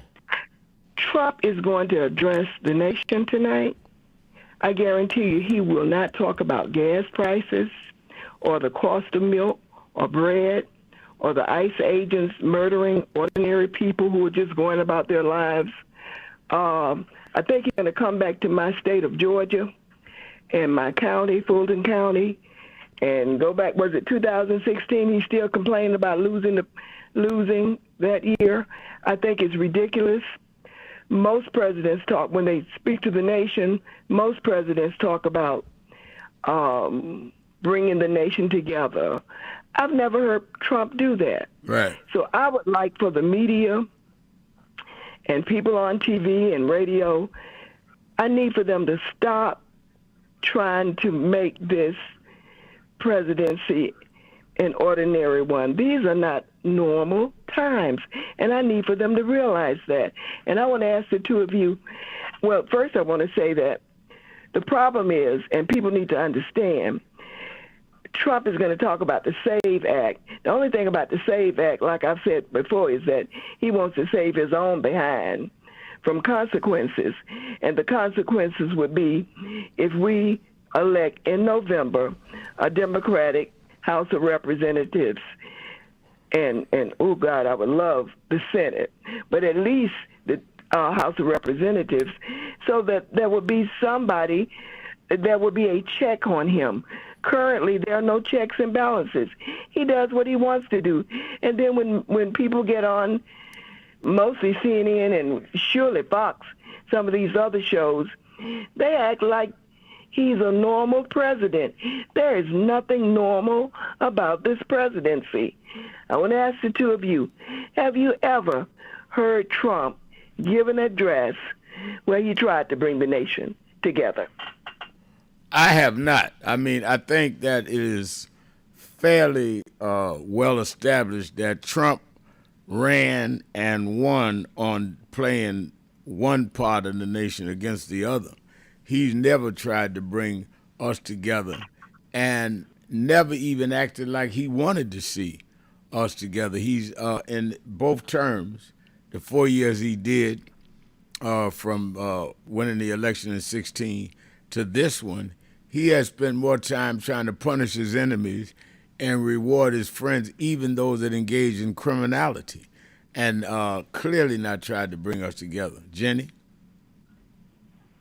Couldn't agree more with you. And another thing that we have to appreciate is that he understands that the way that he wins and he advances is by dividing people, right? And by doing what they did during, all throughout slavery and even before, the taking of land.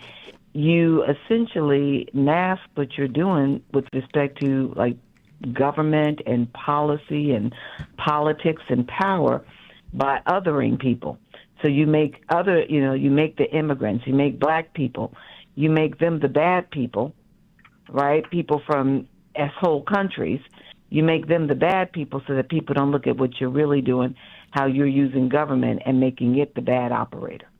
That's what he does. Absolutely right. Let me go to Joe in Philadelphia, Pennsylvania, WURD. Joe? Good afternoon, Reverend Sharpton, and good afternoon to your wonderful producer, and good afternoon, Attorney Austin. I hope everybody's well today. I'm very well. Thank you. You're welcome. Our praises be to Allah. Reverend Sharpton, my heart goes out to Nolan Wells' family and stuff, and like Miss Austin said earlier, I'm not a racist, but I got friends of all colors, but I'm just keeping it real in America. I would never go on anywhere, any of my white friends or associates by myself. If I was fishing, hunting, traveling, if I don't have some brothers or sisters with me, I'm not going. I'm just keeping it real. I'm just not going. You know what I mean? You have to be very realistic about the times we live in. They might be okay, but it don't mean some of their other friends is okay. But let me say this, Reverend Sharpton. I'm glad we talked to the caller about the Israel situation. See, what the caller understands, Reverend Sharpton, you said it best. When you talk about Hamas or Hezbollah, they political wings. They political, whether you like them or not. But here's the thing, though. You wouldn't even have a Hamas if it wasn't for Benjamin Netanyahu. Because you met with Yasser Arafat and Prime Minister Sharaj and stuff. Now, when when Yasser Arafat was trying to deal with Shimon Peres and try to come to like a two-state solution and all that kind of stuff, and then after he died or whatever the case was, and you got Netanyahu. Netanyahu did all he could to degrade Yasser Arafat and the PLO, and he hyped up Hamas. He supported them financially and militarily because he wanted to downgrade the PLO. So the cause to understand, you wouldn't have a Hamas were it not for Benjamin Netanyahu. And lastly, Reverend Sharpton, people need to know their history. You talk about Iran. They always talk about the 47 war in Iran. If the United States would have stayed out of Iran's business back in 1953 when they elected a democratically elected leader, Mohammad Mossadegh, was elected by the people of Iran, also known as Persia, United States, because they didn't want to kiss their butt and play ball. They overthrew him and installed the Shah of Iran. See, people need to know the history of these things before they get up there and talk stuff, man, because that's why people keep falling for the ignorance of these so-called bad guys and stuff like that. Take this country, even supported Saddam Hussein when he was doing their bidding. Bush and Reagan gave Saddam weapons and stuff to fight against Iran. Now all of a sudden Saddam Hussein became a bad guy. They always serving Noriega. They gave money to Noriega. People always become the bad guy when they want to play ball in the United States no more. And I just want to close with that, Reverend Sharpton. Thank you, Reverend Sharpton, and thanks for doing the eulogy for our brother Nolan Wells' family. Thanks for you and Benjamin Trump supporting his family, Reverend Sharpton. Thank you, sir. Thank you for your call. And Jenny, he's correct. What I was saying was that in 2001, I went to the Middle East, and I met with Sharon Peres in Israel. He recommended that I go and meet with Yasser Arafat and arrange the meeting. And I met with Arafat. And the fact that they could arrange a meeting means that they were in dialogue. Netanyahu was from the opposing party, was helping when he got in to finance Hamas to destabilize the Palestinian Authority, who had, was in dialogue with Arafat and Israel at the time. If you remember, they killed one of the presidents of Israel for making a deal with them, because you had different factions in Israel, different factions in Gaza. So we act like that's all one thing. It is not. And no one has ever made Netanyahu explain why he was sending money through Qatar to finance Hamas to destabilize the Palestinian Authority. How does he now feel when Hamas is killing citizens when they were his partners? Wow. Joe. Wow. Joe in Philadelphia, Pennsylvania. Is Joe there? Yeah, we lost Joe. We lost Joe. All right. Let me go to Ray then in Cincinnati, Ohio, the Buzz. Ray? Yes, sir. Thanks for taking my call, Rev. Rev, I love you, but these two are for Miss Jones. I hope you don't mind. I don't mind. I don't mind. Jenny Jones, I'm going to act like Todd today. And let me ask you this. First of all, when Todd Blanche and the other guy was in front of in front of Congress or the Senate, first of all, they should have said, did Donald Trump win the 2020 election, not Joe Biden? Because if they had said, did Donald Trump win the 2020, they had to say yes or no. So they need to turn that around. Did Donald Trump win the 2020 election? Well, let me ask you this. Todd Blanche and the other guy, they said just enough not to perjure themselves. Number one, does that square with the bar? And also, the mindset of an attorney who will sell their soul to Donald Trump to get into Donald Trump's favor in cabinet, it's just a 2-year gig. What's their fate after it's all over? And who will even hire them? Because once you're attorney, you're always attorney, and until bar take your license from them. Yeah. So if you can answer those two. Let me say this as you answer, Jenny. I think that Ray hit a critical point, because I when I watched the hearings, I was saying to myself that they should ask, do you have any evidence to support, or have you seen any evidence to support that Donald Trump really won that election? I'd have backed him in a corner to purge themselves or not, And if they would say, well, he was certified, I didn't ask you that.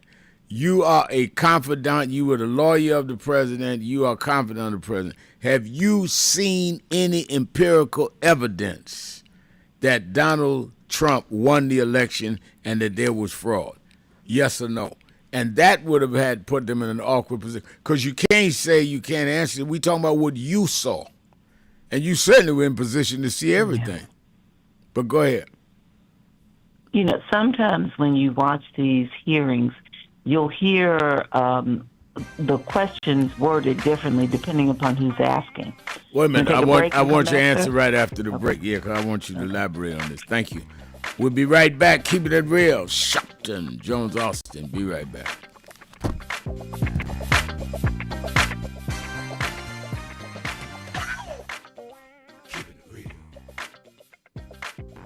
Breaking news. I remember I was 12 years old. I was a boy preacher in the Church of God in Christ. Bishop Sheard knew my bishop, Bishop Washington. Bishop Washington, my mother was concerned I was getting into politics. They brought us to Reverend William Jones. His daughter's traveling with us. And Reverend Jones introduced me to Jesse Jackson. I became his youth director in New York at 13. I liked Reverend Jackson because he was a little hipper than the older preachers. He was 27, I was 13 by the time I became youth director. So he was like a father figure to me. When I got about 40, he said, quit calling me father, call me big brother. We went to the car center. And James Meeks and Jesse Jr. and I had dinner with him that night. And that's where he said to Al, Meeks, Jesse Jr., y'all are my disciples. And we said, disciples? And for years we joked each other. I'd come in the room and Junior said, here's disciple number 1. But discipleship meant you carried forth the vision. The next day, he took me on the ferry to Goree Island, Mrs. Jackson. On Goree Island, he showed me where the slave camps were. And I will never forget, he said, Al, you see what that artifact is? I said, what's that? He said, they call it the door of no return. When you go through that door, you either made it to America to slavery, or you died in the Atlantic. The door of no return. But I talked to him about 3 years ago, and I reminded him, I said, remember when you brought me to the door of no return? He said, yeah. I said, well, we did return. We returned the President of the United States, Barack Obama. We returned the Vice President, Kamala Harris. We returned with businessmen. They thought they sent us as slaves. We came back as global liberators. The problem is that too many of us did not join the movements that sponsored us.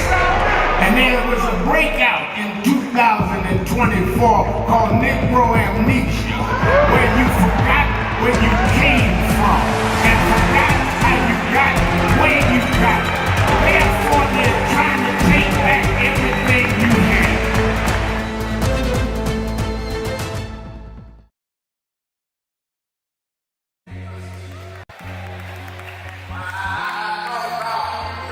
Look at everything. I went a couple of nights to go to the Knicks game. They lost.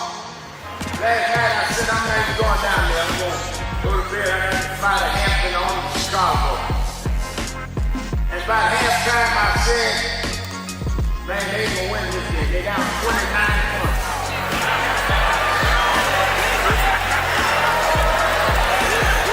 And somebody here today, you've been down. They counted you out. People say there's no way you come back. But I come to tell you, don't quit. For there's another half to play. And God will take you and let you win when the odds are against you. I know they're talking about you, but preach anyhow. I know sometimes the pews are empty, but preach anyhow. And when you get up almost where you could win. I looked at it last night and Brunson took the shot. It looked like it was going in to win the game, but the shot hit the rim and all hope was gone. But then an African named Boyd OG just stretched through the crowd and he kicked in the winning shot. If you hold on, God will tip your win.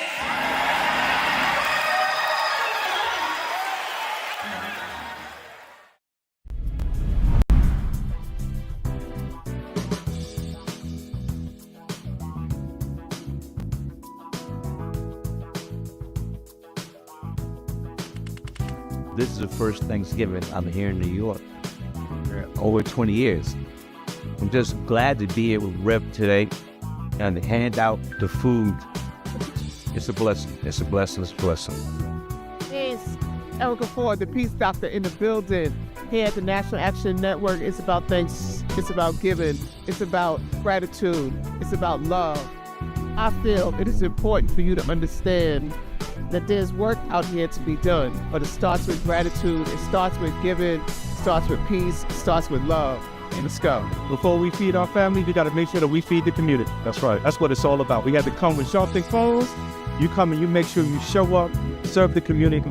That's what it's all about.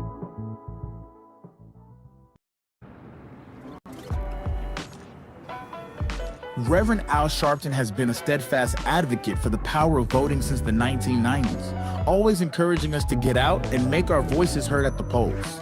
In these challenging times, there is no better moment than now to stand up, fight back, and vote for what's right.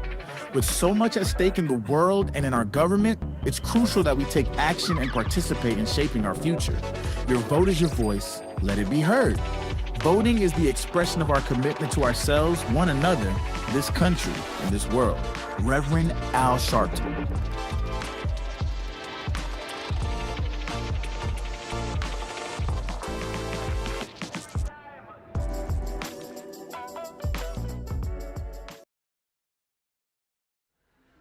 The only thing that will matter 2 minutes after you gone is what you did for more than yourself.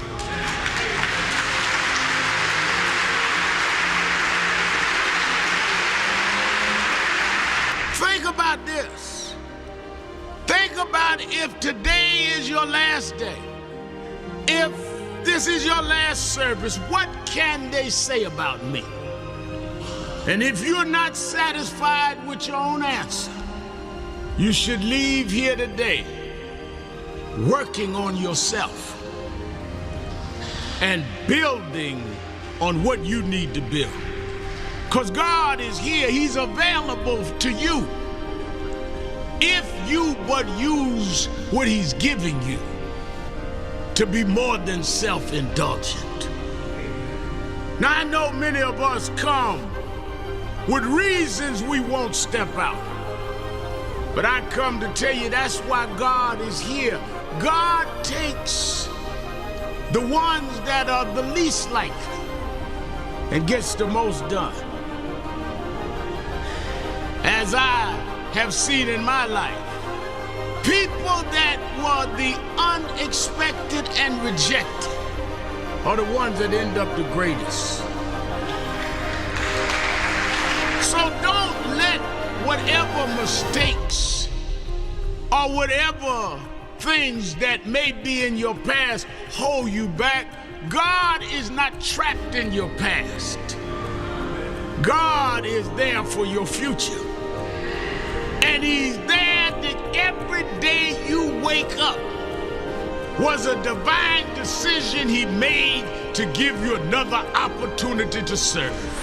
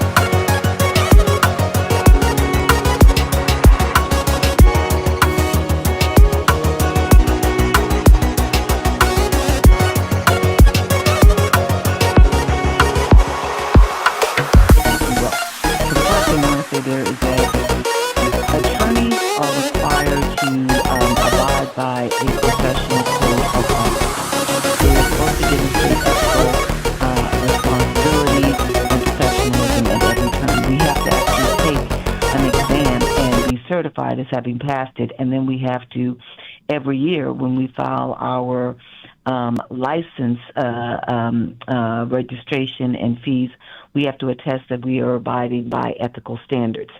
So, if you commit fraud or, abuse your authority, you have a good likelihood that you could be found out and you could be disbarred. The problem that we have here is that these guys, they didn't necessarily engage in any theft or anything of that nature that's obvious. The question would come down to whether or not they engaged in willful deceptive practices. But somebody's got to bring in action. So the likelihood is that they'll get by, they'll skate on that. Now, the other question that you asked is, where are they going to work after this? And the sad thing about this is that both of them are attorneys, and one has been in private practice. Todd Blanche had a private practice and a fairly, by what we can see, a fairly successful private practice. He'll get hired up afterward, if he gets through as Attorney General. He'll get hired up and get hired up all the more. And he might get hired up by big corporations and not just, clients with fewer dollars, because he'll now know the government system. And then when you look at Clayton worked for a very prominent law firm here in the country, and is reported to have made at least about $7 million a year. So if he never got picked up by anybody else, he'd probably be okay. They don't worry about that. They just are excited to get to this next level, highest level. Now, let me ask you this. Being an attorney and going to school, and do you think both of those people lost the respect of credible attorneys around the world, even from the firms that they worked in, and even you? Did they lose all respect, to you guys? Have they lost it? So I think they've lost a lot of respect. And what we've seen over the course of the Trump presidencies, this one in 2016 to 2020, you'll see attorneys general, we've seen it on several occasions, having written letters to the judiciary, to the Supreme Court, challenging the actions of attorney generals and others. And so, yes, they've lost respect now. I can't say by everybody, because some people get more excited about the game, right? And they get excited about whether or not these people conduct, answering responsibly and with integrity questions and get away with it. So, yeah, they should have lost the respect of many more than they probably have. Is that more important than anything, the respect of other attorneys with all you guys have been through? For most of us, it is. For most of us, because your livelihood depends upon that, right? Like as an attorney, you are known by what you do and the reputation that follows you. But again, I go back to these individuals. Once you reach this, it's a funny thing in America. There are positions that are considered to be the highest level that you can go. And so if these guys get confirmed as head of Director of National Intelligence and as the Attorney General, they will consider themselves as to have reached the penultimate. They won't really care what people think of them, sadly. If they did, they wouldn't be going and trying to fit in.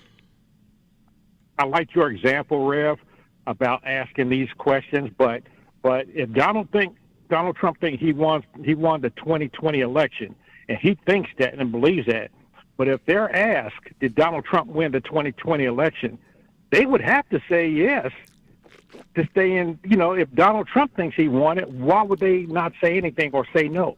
But that's why I narrowed it down even more than that, saying, have you seen any evidence that he won and that Joe Biden didn't win? Because they could say argumentatively, yeah, I think he won. No, I want you as lawyers to say, I've seen evidence. That's a little deeper than an opinion. And if you want to keep it legal. Yeah, I want to keep it legal. She said they lawyers. Are you representing there's evidence that you've seen? And they would have to say no. Then if there's no evidence, then how can anyone say that Biden cheated and Trump really won? That's where you get them. So why do we think it is and they don't? That's a head scratcher. Yeah. Let's go back to the phone. Let's go to Todd in Cleveland, Ohio. Todd. Reverend Al Sharpton, Yes, Jennifer sir. Jones Austin. So last week, opportunity and time got cut short on me, and I was responding to you making a comment about the what's labeled the Trump investment account, but what in actuality, as it applies to the application of it, is a federal donation, $1,000 donation to a civically engaged investment for children born between 25 and 28. That's more actually what it is, and it should be labeled that. And it does make a difference, no matter whether you're rich or poor. And I was trying to express that, and also make a point that this is not like Derek Hamilton's baby bonds that he put together, because Derek Hamilton's baby bonds were only for the poor, and that's a bad idea when it comes to government investment. And I wanted to point out the reasons why. Here why this particular pursuit is a good investment.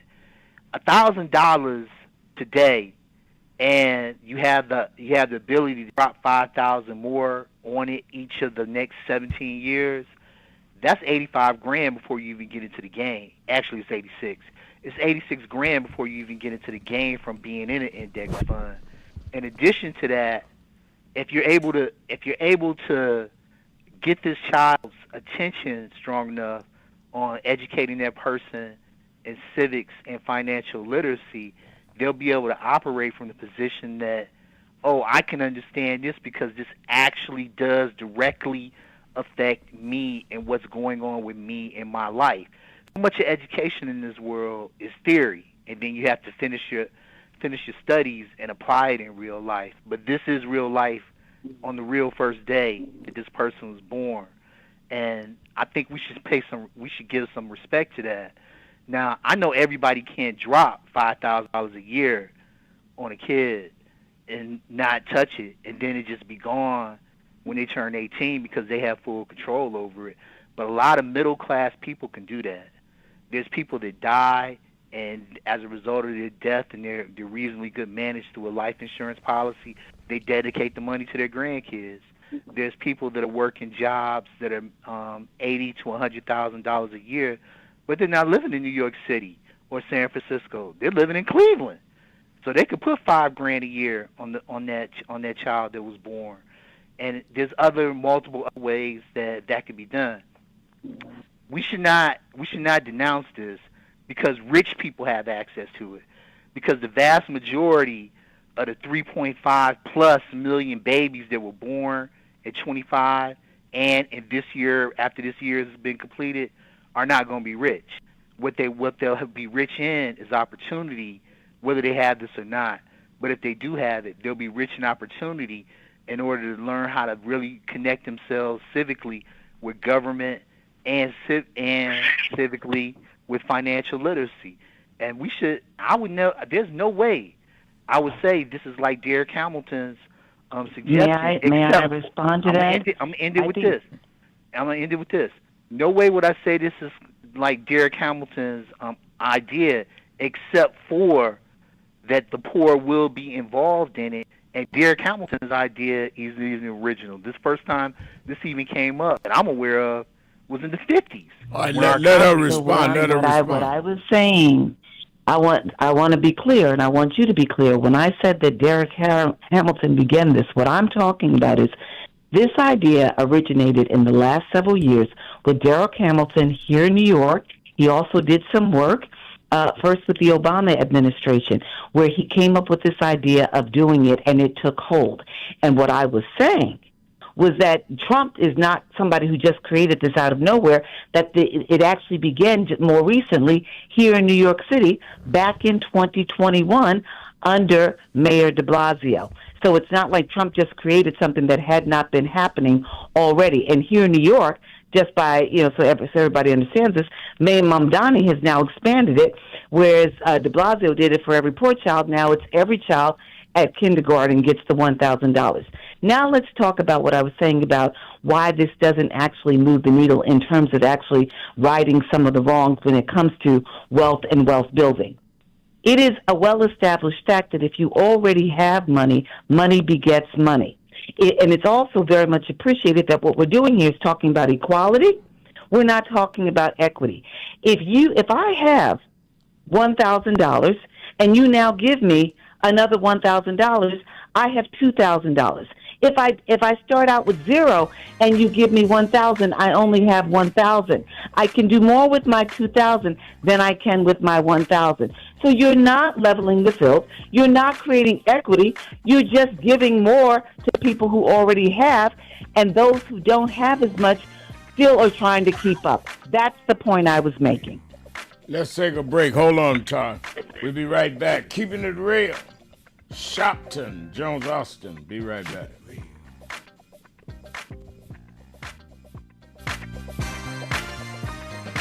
You all hear the radio ads about the IRS. They tell you to be afraid, to be scared, and they try to frighten you into calling. I'm not here to do that. Tax Relief Advocates is different. TRA is here to tell you that if you owe money to the IRS, whether it's $5,000, $50,000, or $500,000. I had a thought this morning that I wanted to share with you about mentorship. I am able to do a lot of what I do because I had great mentors. But there are correct ways and incorrect ways to mentor people, in my opinion. I was mentored as a boy preacher by Bishop F.D. Washington, one of the great Pentecostal preachers of his time. Then Reverend William Jones, who became my pastor after Bishop Washington died, who was unquestionably in the top 5 black church ministers, theologians. Reverend Jesse Jackson, who I started my activism under his leadership, he and Reverend Jones. And I learned politics directly as a youth director from Shirley Chisholm. So even though I didn't finish college, I had the most unique education in the world from being exposed to giants. But the one thing I learned is as I grew older and people started coming younger than me and wanted me to teach and mentor them, the magic of the mentors I had is they did not want me to be their clone. They wanted me to learn things from them and use my own gifts and talents in my own unique way and let me do things on my own, because they knew that if I flopped in some things, it would teach me for the other things. They'll come and help me once I was down, but they were not going to have me avoid being down. And they were not going to impose themselves on me. Why am I saying that? Because too many mentors want clones, and too many mentees want their mentors to put them on a pedestal. Oh, so-and-so didn't do this for me. Oh, so-and-so didn't open doors for me. If they got to open doors for you, it may mean that they knew you weren't ready to go through those doors. Their job is to prepare you. Your job is to develop your own skills, your own unique ways. And I don't care if it's my daughters, who both have come into their own, or anyone else.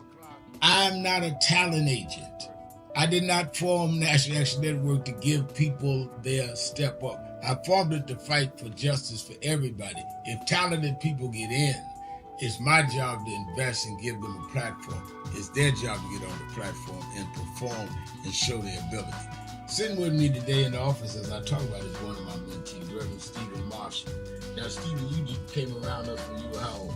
11 years old. 11 years old. You just turned 40 and now you're called to the ministry? Yes, sir.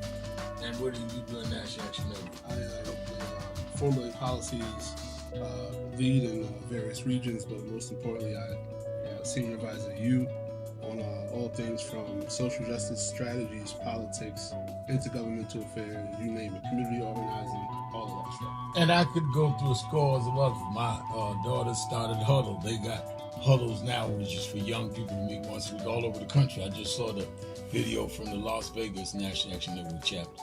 Now, when you decided to preach, did I ever tell you to become a preacher? Not one time. Who called you to preach? The Lord.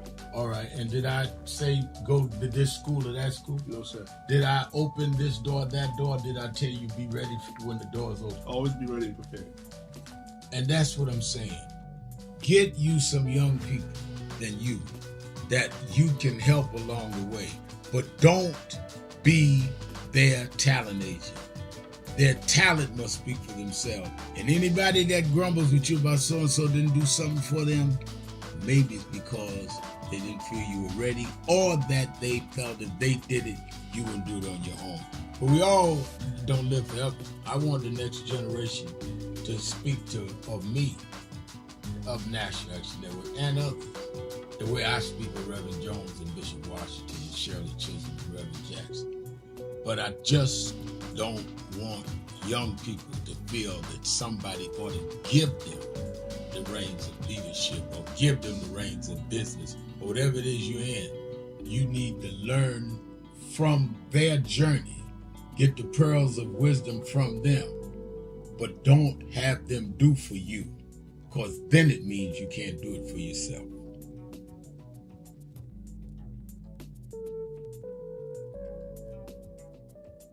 So we are fighting. That's why I said to deal with this DEI situation, you must be disciplined and do study, because unless you do structural change, we'll keep coming right back to this over and over again. I spoke Wednesday night at Yale University, and I told them students, some of those brightest students in the country, Yale, Harvard, I spoke at Yale, and told them there is a structural problem, which is why Trump and Vance and President Elon Musk, they can come in and put us backward because the structure was never corrected. They walk in the door and say NDI, because structurally they can make that stand. We've got to break the corporate world from doing it and then straighten out the structure of how this country is.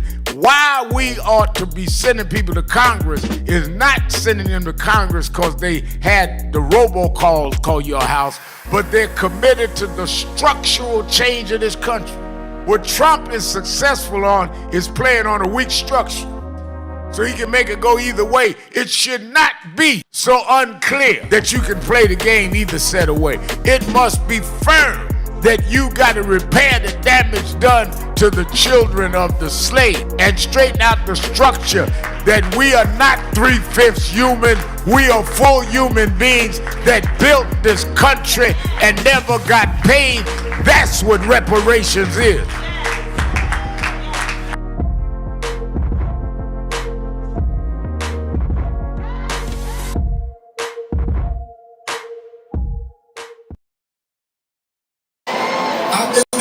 Essence Festival since 1995. I came that year with my mentor and we spoke.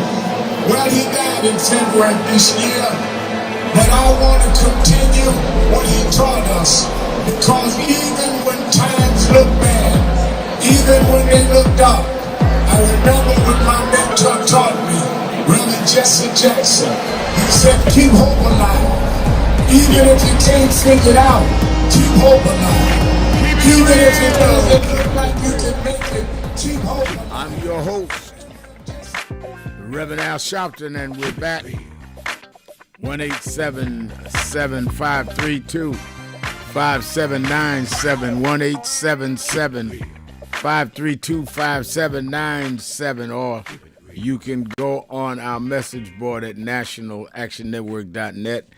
Don't miss, I've been working the phones already, don't miss Politics Nation with Al Sharpton, live at 5 p.m. Saturday and 5 p.m. Sunday Eastern Time, both times. I am definitely going to be dealing with Trump and his speech and the guys that he has nominated for permanent attorney general and for the head of intelligence, and I'm going to have some of the Senate on and the governors, how this can be countered. Make sure you watch that. I'm going to also deal with this ICE situation where he has overturned his own people at ICE and said, no, we're not stopping doing traffic stops, even though we killed 2 innocent people. I'm going to have some members of Congress and governors on. Make sure you watch Politics Nation, 5 p.m. Eastern Time on MS Now. In fact, I'll be on in the morning, give my immediate reaction to Trump's speech tonight on Morning Joe tomorrow morning. Also, on Saturday, we are at the Saturday Action Rally at 6 Hancock, near the 124th and Morningside. But I want you to sign up wherever you are in the country, make sure you sign up and get ready for the big march on August 28th. There's not been a major black-led mass march on the nation's capital around redistricting, around affordability, which is why a lot of labor unions are coming in with us on this. And they have certainly not dealt with DEI. So we need you, and you. And I believe that we will get tens of thousands. And the Chief Justice and the other justices, whether in session that day or not, their staff will be there. They need to say tens of thousands of people here and really concerned about what y'all did. The Congress, same thing. Their staffs are there. And the White House is there. We need to go to the seat of American power and deal with this. Go to www.nationalactionnetwork.net, www.nationalactionnetwork.net, and sign up, and we'll get you whatever information you need. All right, Todd, I think you were going to respond to Attorney Jones-Austin. You can hear me okay, right? Yeah. Okay, so like I said, this is not original to Hamilton. It's not. At 54, which happens to be the year you were born, okay, Martin and Humphrey, the head of the U.S. Treasury Secretary and the head of the Federal Reserve Bank, had this particular idea in front of them, and people lobbying to get this done. The U.S. economy was booming immensely strong because they were the powerhouse coming out of World War II, and we had been out of it for about 9 years by then. So it's not a new idea. And Hillary Clinton, when she ran against Obama, she was talking about $5,000, which is a better figure, and that it can be done practically as a starter money. What I'm trying to get everybody to focus on is that this is a way to get your children early on engaged civically and get them early on engaged in financial literacy through their appreciation of government and their appreciation of private sector money. Now, I personally know there's better ways to do this in the private sector than through government. But knowing that government did this just because that child exists, that's it. You were born at 25 in this country, your parents are Haitian immigrants, you still get the money. Your parents are 10 generations in the United States, you still get the money. So that by the time that kid gets to become 8 years old, and they're in maybe the 3rd or the 4th grade, and maybe they're in a middle-class family where they could have pitched in $5,000 a year every year, plus whatever the profits are from being in the index fund, they could start learning how to interact better with government and through financial literacy through their own life experience. And I don't want people to blow this opportunity, particularly black people. Now, I repeat, the figure's better if it started at $5,000 from the government, but it didn't. It's starting at $1,000. People should invest in this, learn who's managing the index fund, not just the government, who's managing it, because you can't just sit it there and let it roll, even though it is an index fund. And in addition to that, learn how this ties you in through your citizenry to your understanding of civics and financial literacy, because you might have $46,000 plus whatever the profits have been at 8 years old, and you didn't even really have a full understanding of how it got there at 8 years old. And then by the time you're 18, you may have $86,000 plus the profits. It's a smart idea. It's a good idea. May I just jump in here and say a few words before we run out of time? You and I are actually talking about two different issues. Let's just be clear. You're talking about the investment in and of itself. And what I'm speaking about is in a society where wealth disparities continue to grow, a child who has $1,000 and is given $1,000 versus a child who doesn't have $1,000. They're not starting out in the same space. And so what often happens when we look at social and economic policy is we look at whether or not we are actually increasing the problem or we're actually working to cure the problem and solve it. And what we have in America is continuously growing wealth disparities. So what Derek Hamilton was doing was talking about children with low income. And that's where we started, because we're trying to figure out ways of making sure that we can equalize the playing field. And let's begin also by saying there are very few ideas in America. There are few ideas in any individual mind that come out of nowhere, that are just birthed out of nowhere. Issues and ideas build. Policies build on things that have been done before. So I'm not saying that Derek had an original thought. What I am saying is that he advanced the work that actually made it a reality. But again, Todd, what keeps happening is we're talking about two separate issues. I'm talking about how do you reduce wealth disparity in America. And when you give, it is a known fact. When you give money to somebody who has money, they now have more money to play with. When you give money to somebody who doesn't have money, they are trying to catch up. All you have to do is go online and Google, how do you build equity? How do you equalize the playing field? And you don't do it by giving everybody the same amount, because he who already has now has more to do with it. Themselves, Jennifer, and that's where you're missing. That's where you're falling short on your Wait. Well, we're not going to say I missed the point. I don't miss the point. That we're not doing. I don't miss the point. I'm raising a different point, and you never choose to look at the issues through this lens and this frame. That's just what you do. The vast majority of the population in this country is middle class, and somewhere in lower middle class to upper middle class. And the vast majority of this country can educate themselves in small portions along the way through the understanding of government and financial literacy by investing in this. And it is a good idea, and it will bring more to the thought of equality. It will. Got to go. Missing the point.